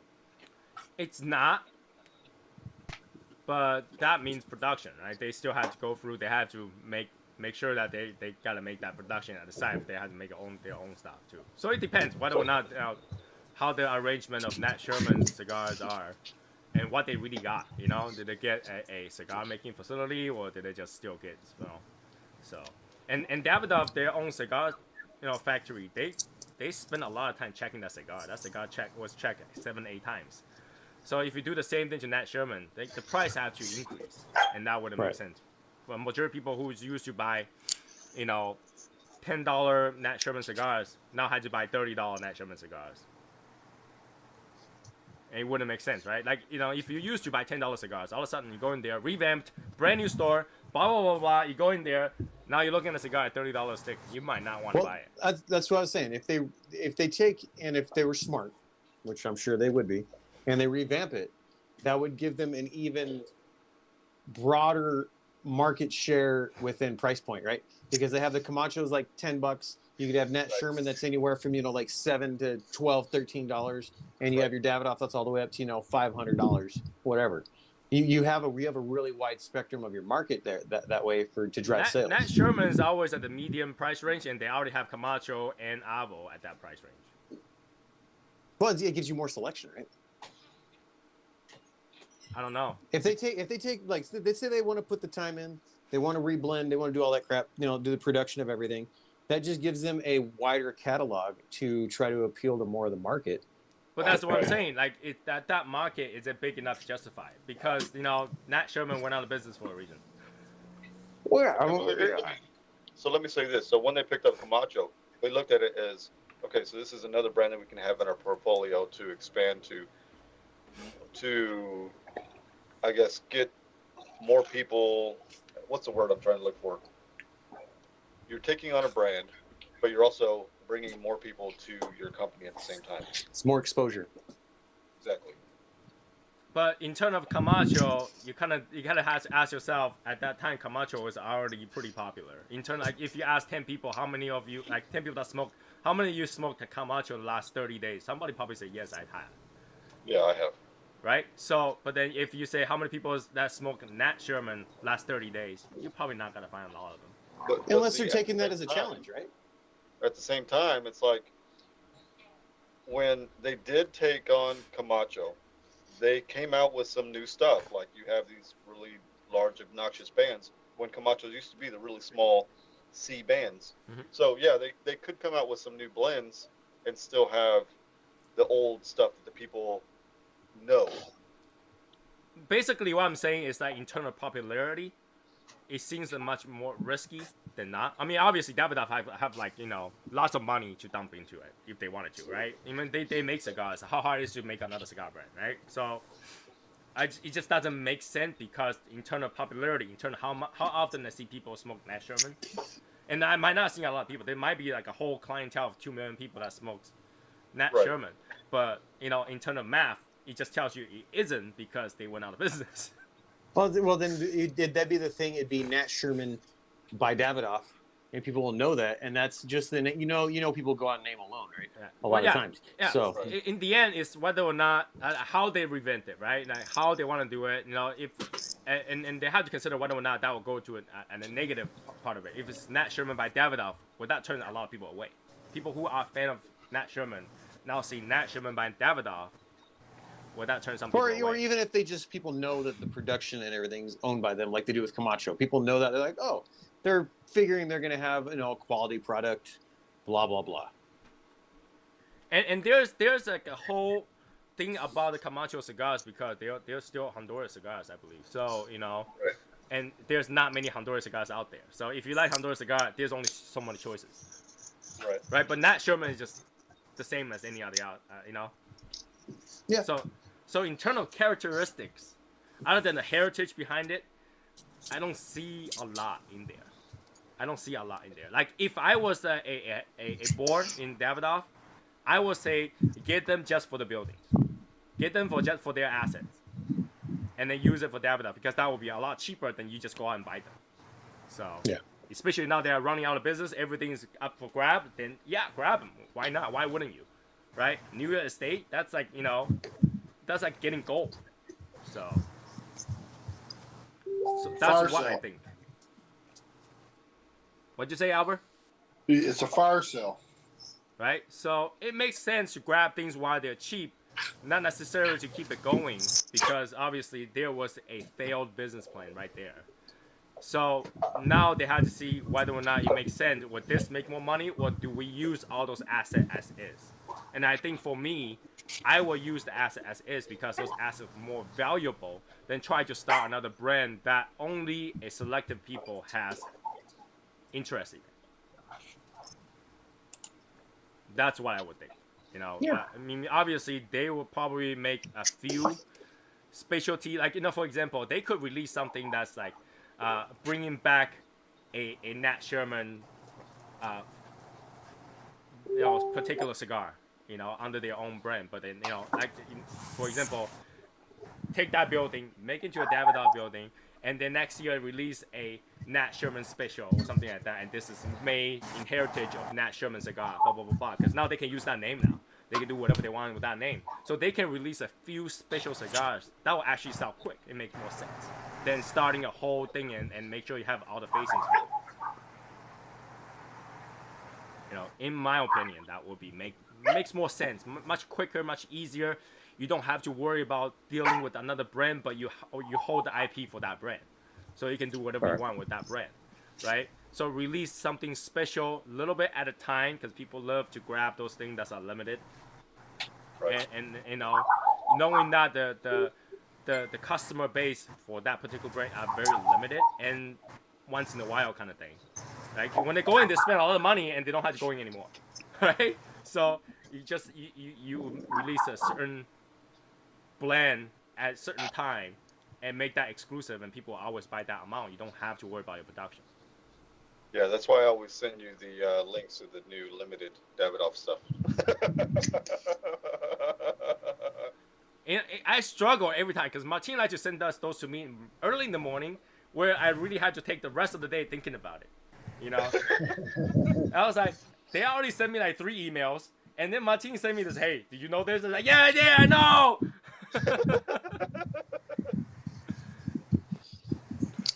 What do you guys think about because I asked them the other night. What do you guys think about that that Macanudo freaking Brazilian shade grown? Oh, I want to try that. Dude, I want to try it, and I don't really like Macanudo. It might not be a powerful blend because it's going to be a shade, but I would still try it because it's got that Brazilian wrapper. Oh, did you see what the binders and fillers and stuff are? No.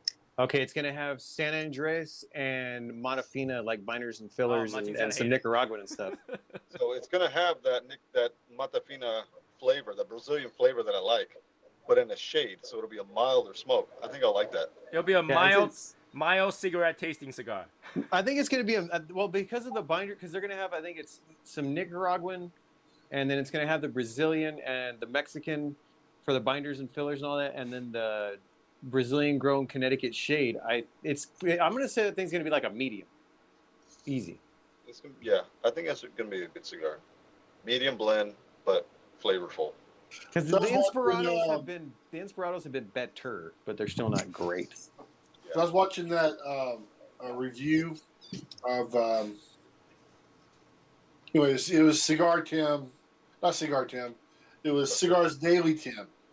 Yeah, he was talking to the Macanudo lady. Yeah, he was saying that green one has Matafina in it. Yeah. Yep. And she was also saying that the other one that has that little ring on it, I forget the name of that. It has the Matafina in it as well. Those are the only two cigars that has Matafina in it. No, that was or somewhat Brazilian. Okay, so the Inspirato Green was the first time that they used the Matafina wrapper, but the other cigar had Arapiraca Brazilian. She said Matafina, I thought, man. No, I'm pretty sure it was Arapiraca. It was Brazilian. I'm not betting on this son bitch, but I remembered hearing Matafina. See, that'd be a smart thing for them to do because you can't get Matafina wrappers right now at all. So that's obviously it's not wrapper quality tobacco, and they're figuring out something to do with it, I think that's pretty smart. So I just checked the website for Tim. I don't think he carries it, so we can't get it from there. Anyways, carries what? That Brazilian. It's not out yet. Oh, okay. The shade is not out yet. Yeah. When it's out, let me know. I look for it. Have you tried the Inspirato Green, Tony? Say what?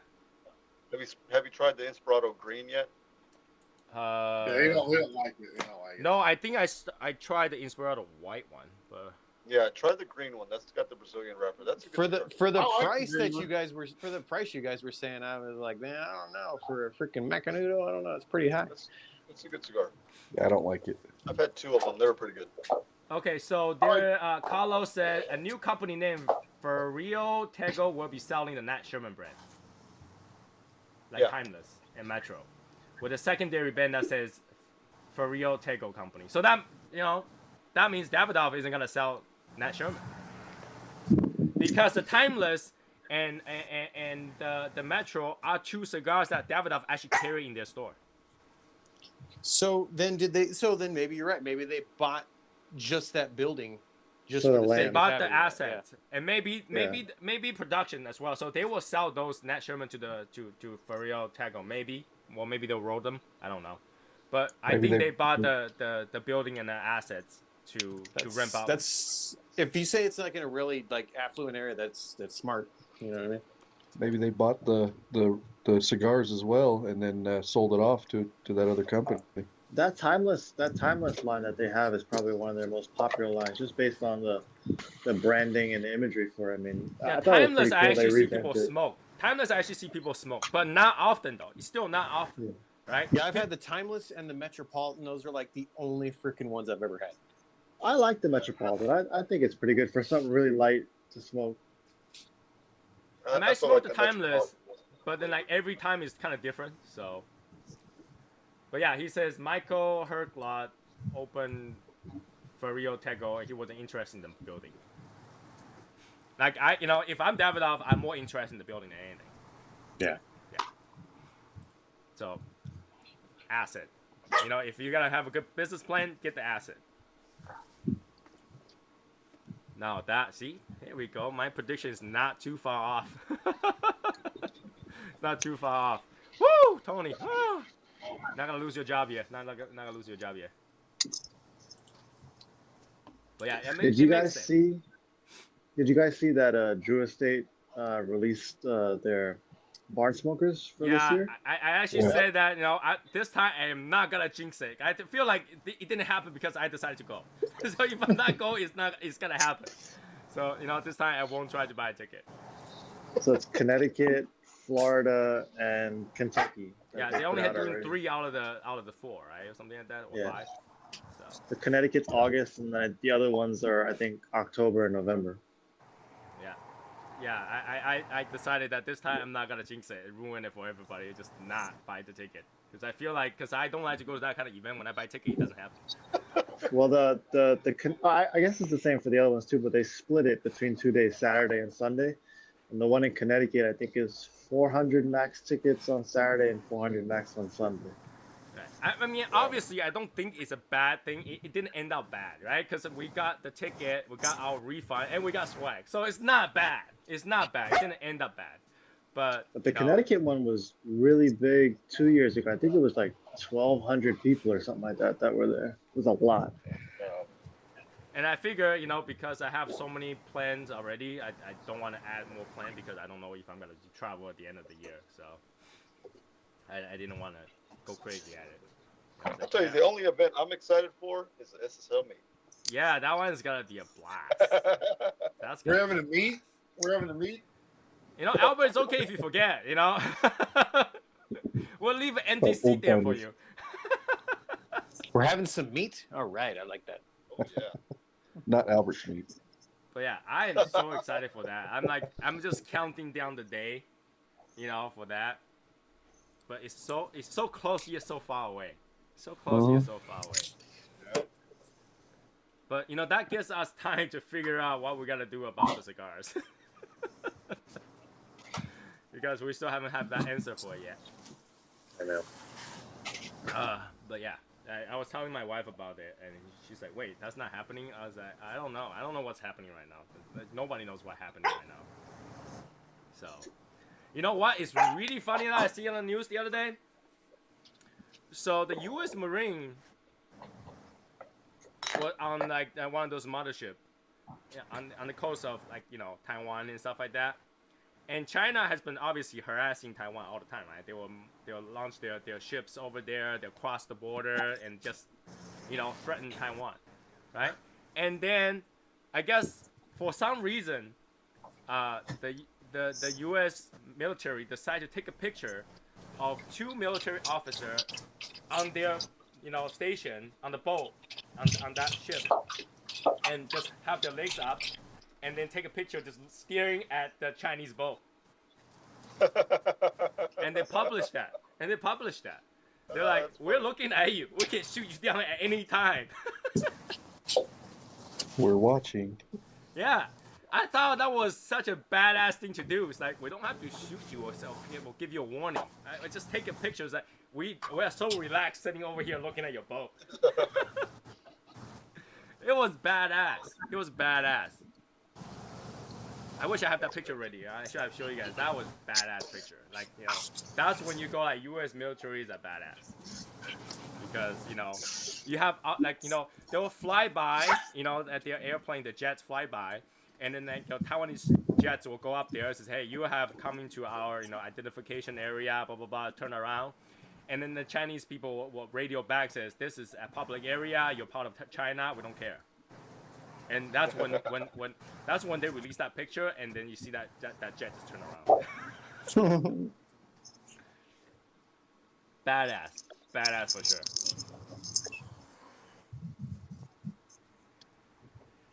Gotta, see, being Taiwanese and a U.S. citizen at the same time, that's one of the events I really celebrate for. Like, yes, U.S. and Taiwan, let's go. But might not be as exciting for other people. I just thought that was really badass. So, anyways, I still wouldn't want to fuck with China though, man. Again, like I say, I don't think China has ever won a war. So, This is why they haven't actually taken any military actions. But the thing is, man, and I mean, what's the population in China? Crap low. But you can't really just calculate based on that population. You can have, 1,000 people who are unarmed versus, a group of 100 armed. It's still, the number doesn't matter, right? And majority of the area in China, they are not militarized. They are very poor people. They're very, very. There's about 150 people in down in San Antonio. Well, it wasn't San Antonio at the time. That would beg to differ, man. I mean, they were like well overpowered. You know what I'm saying? In my opinion, I feel like U.S. military are like bred to fight, and Chinese militaries are bred to show. So, that's the difference, right? And in terms of the trainings that you guys had to go through, like all those boot camp and stuff like that, that would make a man feel like a girl the moment that you see those things, right? Probably. Yeah, but when you look at a Chinese military exercise, you're like, that looks just like North Korea out for show kind of thing. Right, but what concerns me more than anything is not necessarily the military power, but the technology and what can be done to fuck with our technology and stuff like that. Like they can do it. I see potential of people doing damage to us that and never be on a field. But that's what people don't understand about Chinese technology. China has never really invented anything. No, but you don't have to. They're good at copying stuff. To fuck it up. They're good at copying stuff, but imitation is never as good as the real thing. Well, agreed. But then again, it's raw numbers as well. You get enough people doing certain things, and it can be pretty tough to deal with. So I don't know.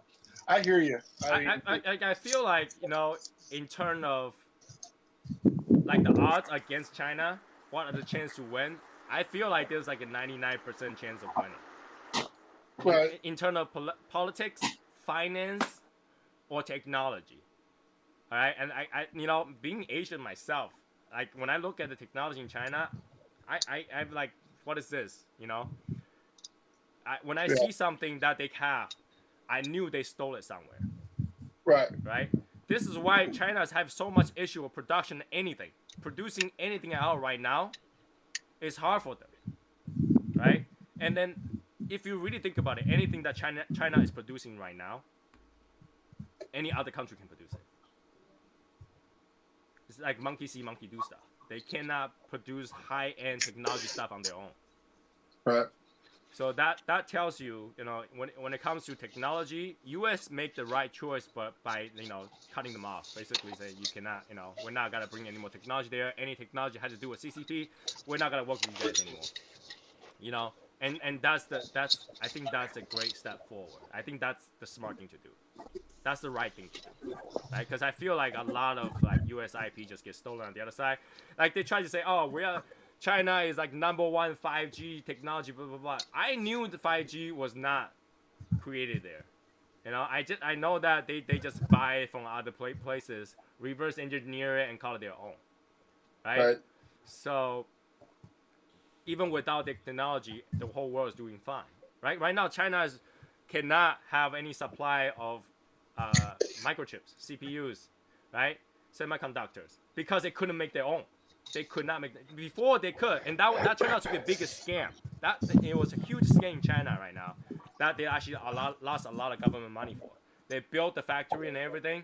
That factory is only half done, and then they couldn't manufacture anything. They bought the machine too. They're $1 million machines, hundreds of millions dollar machine to make those chips, and they end up taking that machine and then to use as collateral to get more money out of it. And they end up not using it. They could not produce those microchips themselves, right? Right now the whole world is lacking microchips, right? The whole world don't have enough of it. You think that if China had the technology, they will make shit out of it and sell it to the world and literally use that as leverage in politics, but they don't because they couldn't, right? They could not. So, You know, that tells you how much of a real backbone of that leverage they really have. They don't have much. You know, only thing that they can say is, well, China has a high GDP. We have a lot of people that spend money. We have high production, you know, and you need us to make the stuff for you. You need us for tourism, or else you guys are done, right? But what 2020 has teach us is that we don't really need you guys, right? All the things still run fine. People still survive without China, right? So that tells you that's why China starts to lose those leverage. They start to go, okay, our factory is not working anymore because we couldn't do it without buying the half-finished product to finish it here.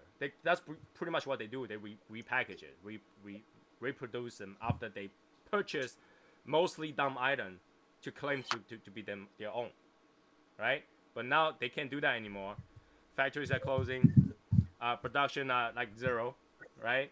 And the only thing they can do is build more buildings, right? They just keep building more buildings. And now the problem is they have all those buildings and no one can live in there.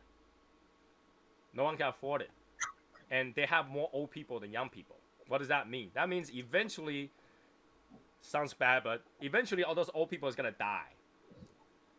And you have leftover less people. Because you have more older people, right? You have less young people, and they don't have to buy those land anymore. So the value of those lands is gonna tank. Value of those houses is gonna tank. Every day I'm watching those Chinese news of people buying building with issues. Those buildings will build really quickly. They will build really, really, really quickly, and they all fail. They all fail, right?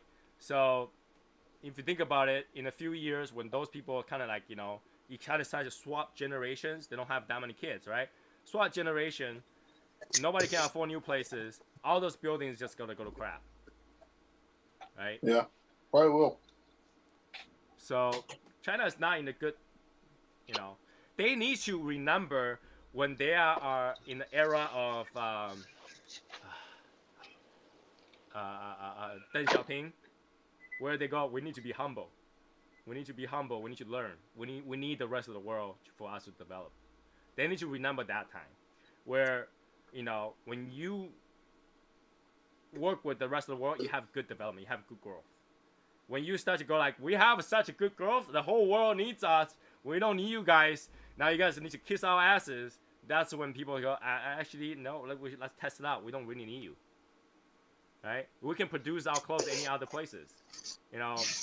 Yeah, I mean, it feels nice to be able to go to like with a Primark to buy $1 t-shirt, but you know, even if it's like $5, it's not too bad, right? If you think about all that stuff, China's not a good place.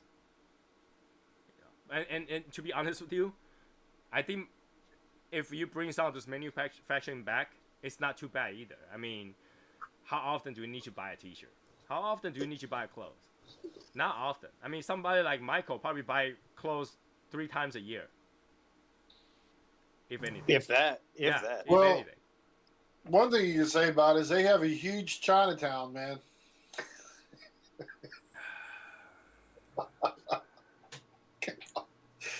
Oh, come on. That was kind of funny. A little bit. Can you call that Chinatown even? Can you even call that Chinatown? The whole thing is Chinatown, man. Come on. No, because the whole thing is not a town. That's true. That's true. But Chinatown's not really a town in It's usually most a cities. street. It's just it's a neighborhood, yeah. It's a district, yeah, like a.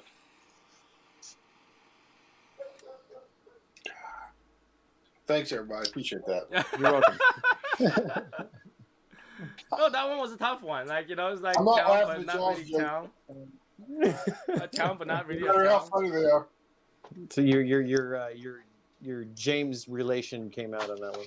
Yeah, you know, Luxembourg is not a country, you know. So, you know, Jeff is just as bad as James, by the way. Why? Yeah. What was arguing in his jokes? Yes. Oh yeah, well, yeah. But that's the thing though. James and Jeff get each other's joke. They will laugh at each other's joke. Oh yeah. If nobody else gets it, they will laugh at each other's joke. Somebody's got everything to. over. So they have the same, humor for sure. That's why they're such a good friend. They get each other's joke. They get each other's humor. So that's a good thing, I think. So. Well, if you can get your own humor, that's all that matters. No, you get actually, one laugh that way. Do you? Make yourself laugh. Yeah. You get one laugh. That's it, right?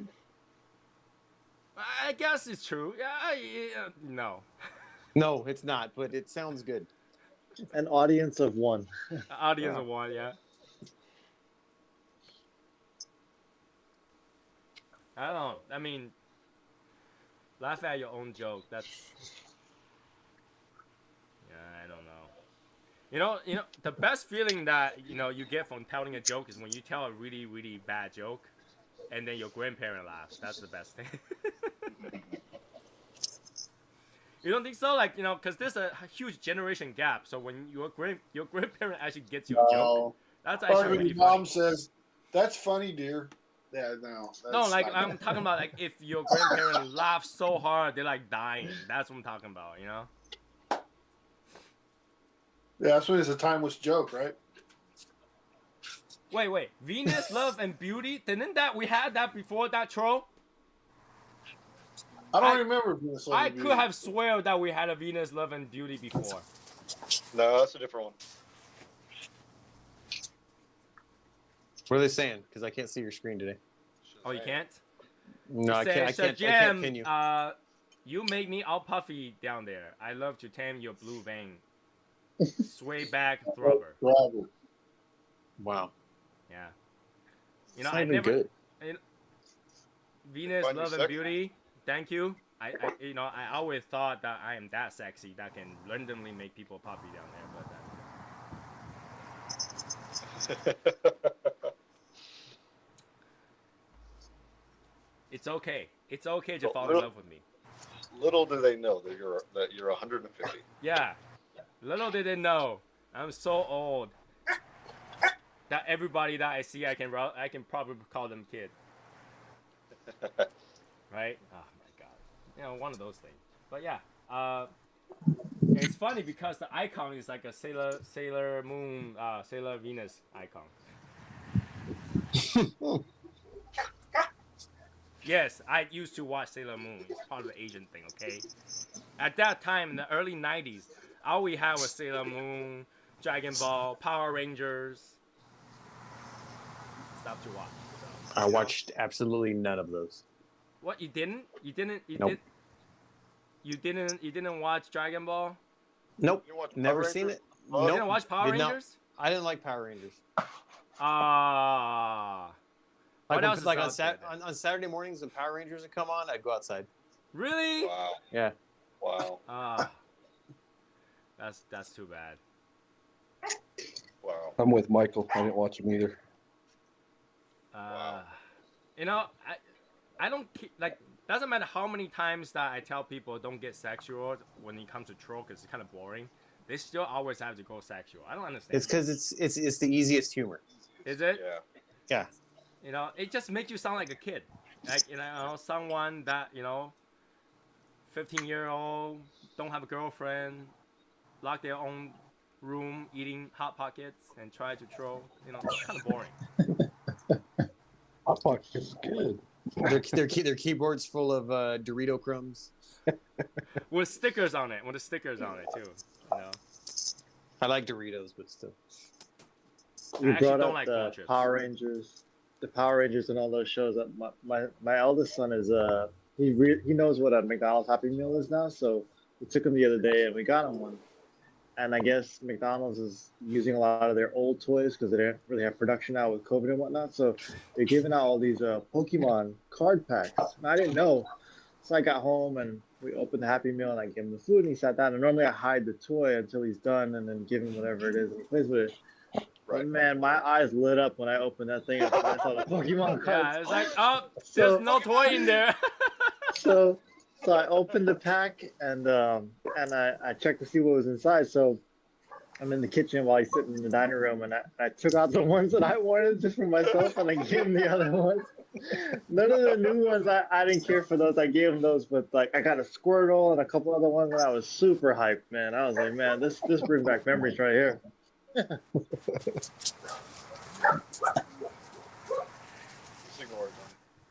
Yeah. When Venus says I can do something else, he literally came up with the whole thing about the same thing. Too bad. That's too bad. That's too bad. Anyways, yeah, I mean, what 90s?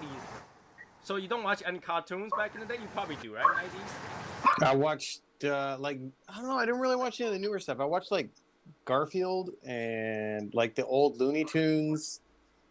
And no, I didn't really watch any like newer cartoons that were coming out, except for like Doug and stuff like that. I watched that. Oh, Nickelodeon, basically. Yeah, yeah. No, I had too many choices. I didn't have time to watch. Did you watch that blue guy, Blue's Clues guy? You ever watch that? No, I'm too old for that. Totally different genre. my little brother watched Blue's Clues because he was really little when that came out. Yeah, my sister watched that. Let's refresh that, just so I don't have to deal with that. Who deleted all those, man? Of course, our Tony mods. did. Our good mods did it.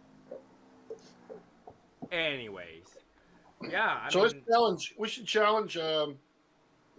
You booted them. Ah, damn it! that's how you do it. That's how you do it. You If you don't should. come up, You should have challenged them. no, if they don't come up with anything good with like what 5-6 comments, then they're no good. No, but yeah, you can make it like that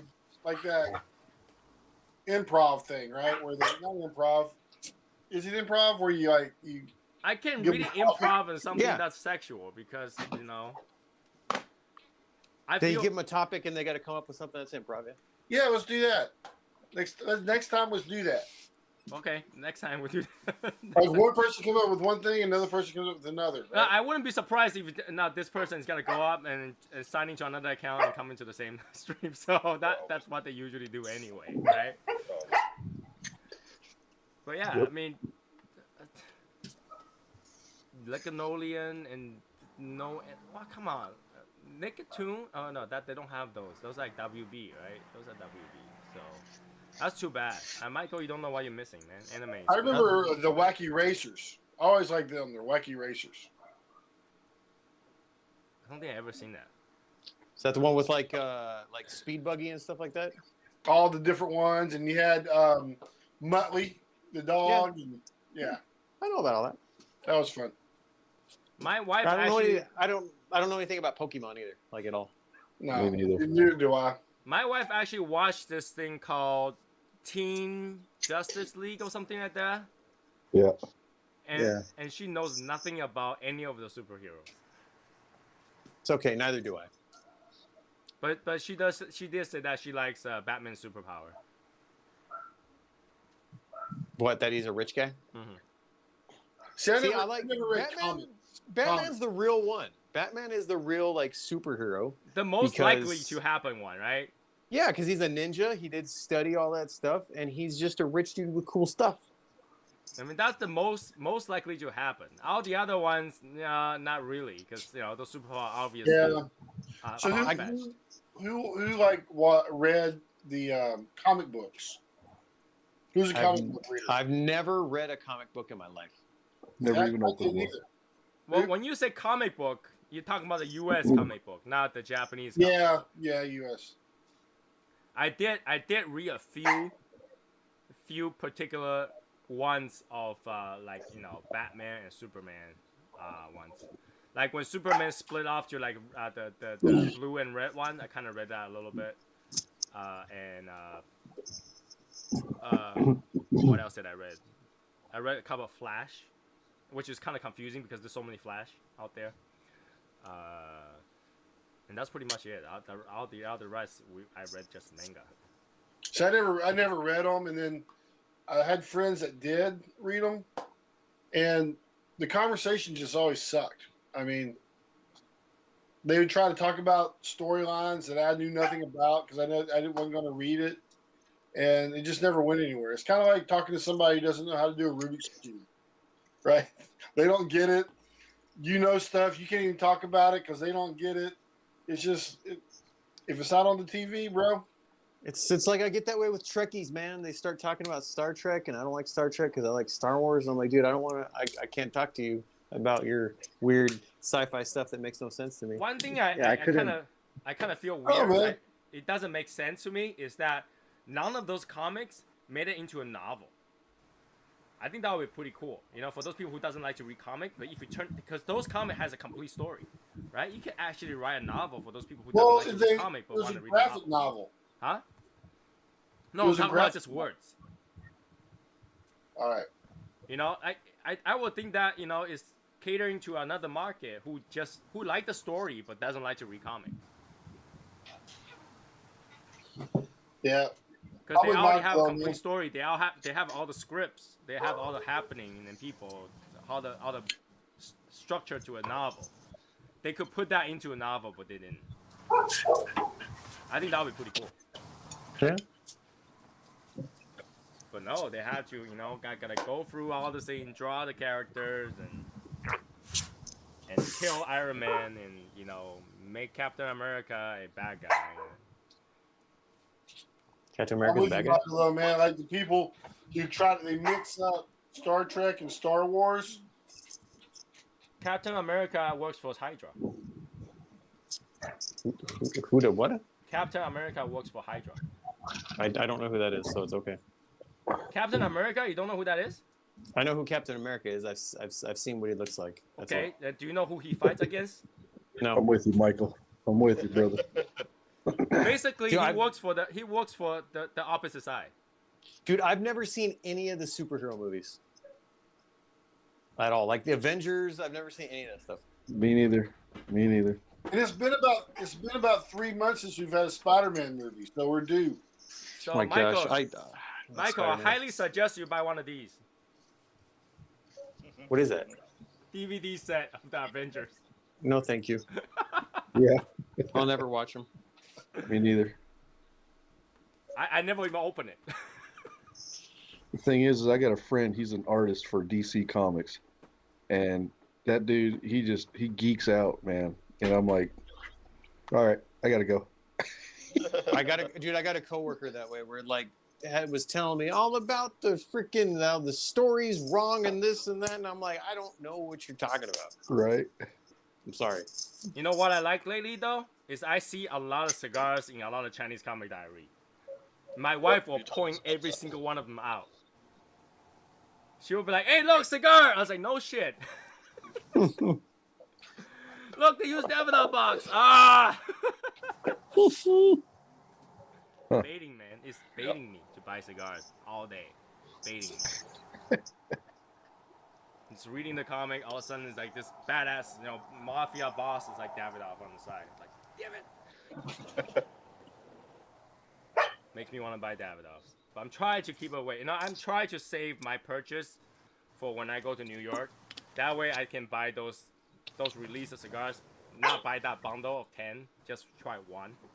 Because I really don't want to spend $400 for something that's wrapped in paper. You know, gotta give me a box. Gotta give me a box. By the way, I did look at the 1502 boxes. You know, the blue one does look good, but the other one is like somebody beat the crap out of that box or something. Well, they're supposed to look weathered. The Corona size boxes don't look like the Robusto size boxes. They actually look like a little treasure chest. They're pretty cool. I don't have the pictures of those up there. That's a whole nother set of pictures, man. That's That a whole takes other time. set of pictures that will get me to buy. Oh my God, I'll take the pictures and I'll do it. Oh, Lord. You know, that's a big difference. You know, I'm gonna, you know, there's a lot of people like me that just buy based on the box, right? I know. It takes you about 5 minutes to take that photo, maybe another 30 minutes to edit it. Put up No, to take all it is, what is that? 4? That's what 4? Yeah, 4 box pictures, edit it, and do all that stuff would take me probably 2.5 hours. So they come out nice. Wow, 2.5 hours. Dude, we just It's a spent lot 2 of hours time. chatting. That's right. It's a lot of time. I'll do it, but it's a lot of time. Well, I gotta open a box to do it too, man. Uh-oh. Didn't open the box. I will. But Jeez. Anyways, so yeah, 11:09 now. We'll go to after show, I guess. And in terms of like reiterate this cigar, literally, the whole cigar tastes the same. All right. Nearly the end, you start to taste your own saliva. Tastes like this cigar, and it's not that pleasant. You know, like when Well, you see, like, that's how all the Almas are. Like they're pretty much the same flavor throughout, and I feel like that's kind of like the same. right, this thing, not a lot of flavor, no changes throughout the same, okay, and has that bitterness that I did not like so much. It's a long ass cigar. Took me 2 hours and 10 minutes. Still not done with it yet. I had to touch it up a few times. Doesn't burn that well, and it's very expensive. $40 cigar. It should have been amazing, but it's not amazing. you know So- what never changes? Right Get out. there. And it's got that nice citrus, orange rind note to it. It's lovely. So I will say this whole thing not worth it. This guy says otherwise. Alright? I will say buying this whole box is not worth it. I mean, if you just want this box and you had to spend $400 on this, not worth it. Not worth it, okay? Even if you just buy one at $40 and you're not gonna get the box, not worth it. So unless you're like a box collector idiot like me, don't buy it. I had somebody today tell me I should give them an XO to try to see if they like it so they can buy a box. Wow. I laughed. Really? Hysterics. I was like, yeah, I'm going to give you a $20 cigar so you can try it. Yeah, right. Was it William? Maybe. Because he bought a box of Blue Sapphire, right? And he was like, "How's that XO?" And I kind of told him, and he's like, "Well, you know, you should give me one so I can try it." I was, I'm not going to give you a $20 cigar. Are you insane? But yeah, That's funny. not worth it. So what happened is I will send some of these out. But yeah, not worth the Just being a purchase. collection. I will say save your money, buy the regular Alma Fuerte, and enjoy that. Because that one they actually did right. And the price is half this price. So the only thing you're not gonna get is a red box with an ox on it, which literally will mean nothing by next year. So I mean, it's cool to have a different box, but you know, this thing didn't even come with that their standard ashtray on top. So I mean, if they had a special ashtray with a bowl on it, maybe it would be more worth it. But they didn't even do that. That wouldn't, you know, it wouldn't make sense for anybody to spend $400 on this. All right, don't. Looks nice, but only looks nice. All right, so It's kind of a skinny ox, man. so what? It's a bit of a skinny ox.